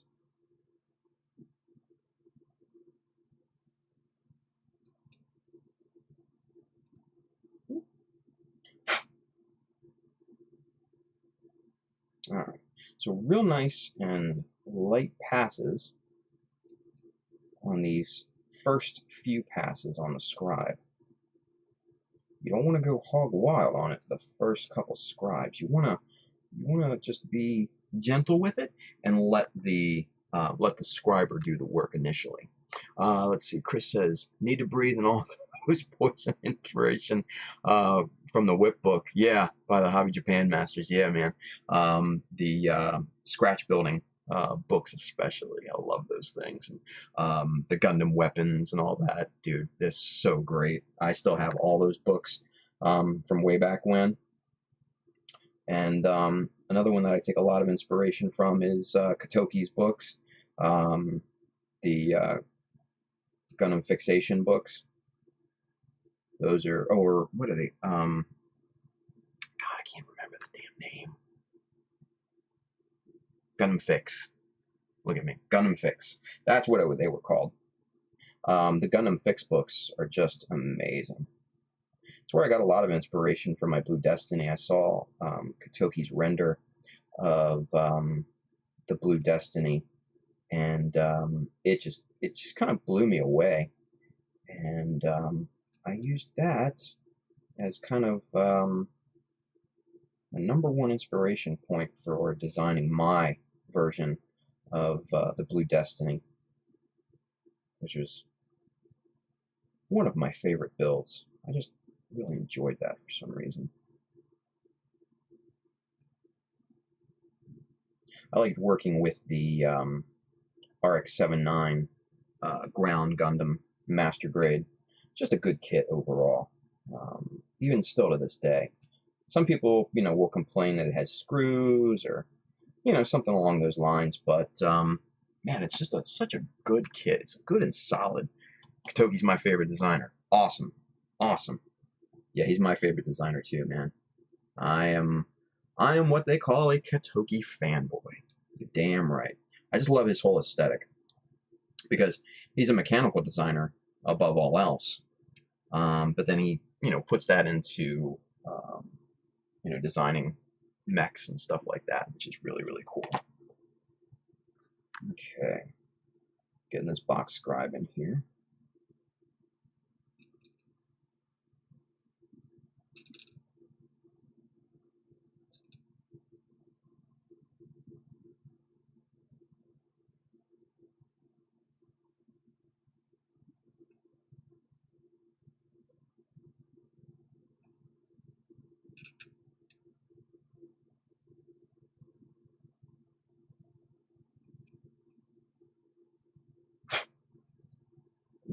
pretty good on this. I'm pretty happy with where this is coming through. Let's see. Oh, look at that. Doom Kitty 8686. Thank you for the follow. Appreciate that. Appreciate that. Doom Kitty. I like that. That's a cool name.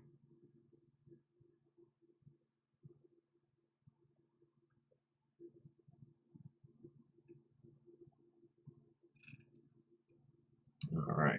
This is looking pretty good. I don't mind it. I don't mind it. Also, E-Day. Oh, yeah. E-Day's great. Yeah. His Zeta, well, the Rezel especially, all of his work is so unique. He's got his own unique kind of design, kind of cues that he does. Really, really good stuff. How do you like the headband magnifier? See those on your Amazon page and have seen them before. Gamer Bud on YouTube, dude, I love these things. This is now an extension of my head and my eyes at this point. I will not sit down without putting this thing on. That's how much I love it. Oh, cool. We met. Oh yeah, E-Day. I think where's E-Day from? I don't know. I thought he was from Hong Kong. I could be wrong. I could be very wrong. I don't remember. But yeah, E-Day is very highly talented. Amazing artist. Amazing artist. Yeah, that his Rezel that won back in, I believe it was 13, maybe 14. The Gwen was, man, just superb. Just really, really nice. And really kind of one of the last technical builds to win it all. It's kind of been creative builds that have won GBWC here the last few years.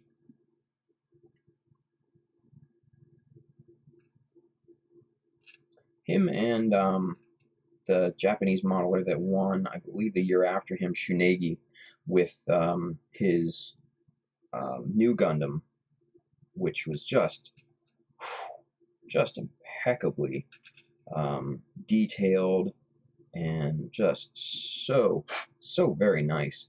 Shunegi's another one that I really admire. His level of attention to detail, his talent for changing proportions and all. Just spectacular work from a true artist. And I believe, if I'm not wrong, I believe Shunegi is either an architect or he might even be a mechanical designer himself. I'm not 100% sure, and I don't remember off the top of my head, but I know reading his website, translated, of course, I remember him saying something to those lines in one of his posts or his about section or something like that. Let's see. Gamerbud, I have a large head. Can it be adjusted to fit larger heads? Yes, it can be. It's got a dial on the back here. Let me show you under here. So it's got a dial that will expand it quite a bit. That's pretty big. Or it'll contract it down, you know, a very good amount as well. So yes, these things are completely adjustable, and the cool thing is you can get different lenses as well. I have personally the most magnification. I think this is the 4x, 4 times magnification, but I think this is like a number 10 plate. Yeah, so this is a number 10 lens. So take a look, you know, on Amazon. They have different ones on that listing, and get the one that you feel is right for you. If you need a lot of magnification, if you really want to see those little teeny tiny details, I really love this one, but it is a little bit more expensive than the one I have linked on the on that page. But yeah, love these things, man. Just absolutely love them. Love them, love them. All right, let's finish this box scribe here, guys.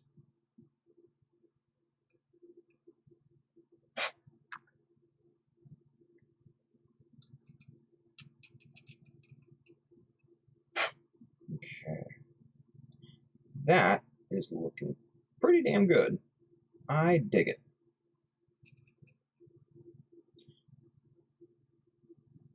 So we're going to clean that up a little bit. Let's get a little bit of sanding on this done. This is just, you know, just some scrap sandpaper here that we're just going to just rough up the surface just a bit. We're going to knock down those ridges that form a little bit around the scribed line. You're going to get some ridges. Nothing crazy, just a little bit of raised plastic around there where it's disturbed. So that's completely normal when you scribe panel lines like this. So you just want to knock it down with a little bit of sandpaper, and once you do that, you'll be good to go. Clean it up with a toothbrush, and then what I always like to do is just kind of go over those lines one more time with the actual scriber, just to get down in there and clean out that dust. And you don't really want to press it in like you're scribing the line or applying pressure. You just want to run it through the groove just to get the sanding dust out of there. So once you do that, you will have a nice crispy looking panel line.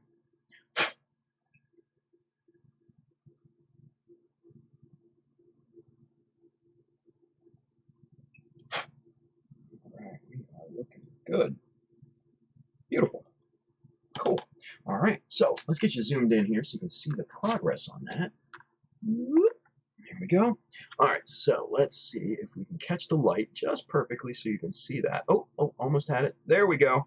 Oh, almost. Yeah, oh, there we go. So now you can see we've got the start to a nice little box panel. Now this is not where we're going to end with this piece, but we will end here tonight though. That's all I'm going to be doing. We've been on here for about a good 2.5 hours, so good stream length, I believe, and we got a good amount done here tonight. We've got a good conversation too.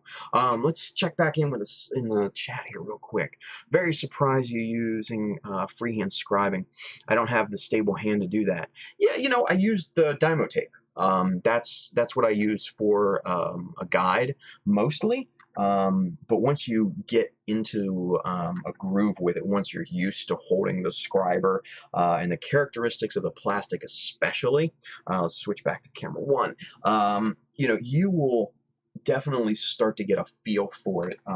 Your muscle memory in your hand will build up to the point where you know exactly what to expect. When you go to scribe a line, you know how the Dymo tape is going to act if you apply too much pressure or not enough. You know how the scriber is going to act, again, if you don't apply enough pressure or too much. The whole nine. So you'll get used to that very, very quickly if you do some scribing and stuff. Yeah, great. You're using Dymo tape. Awesome. Cool. Let's see. D. Finney, but I've just turned in. You can't leave now. Dude, I'm sorry. You can watch the replay, though. We'll be back on tomorrow. Maybe. I think maybe tomorrow. It'll have to see. I'll have to check my schedule and everything. Hopefully I can get back on tomorrow, but I think I should be able to. Man, you know, great for tuning in. Thank you. Yeah, you know, I'm getting tired, man. I've been on here for 2.5 hours, and it's almost 2:30 in the morning here, so I gotta work tomorrow. So yeah, it's a little bit late for me. So sorry, D. Finney. I appreciate the watch though. Appreciate that. Appreciate the comment. So, all right, guys. So with that being said, thank you for tuning in.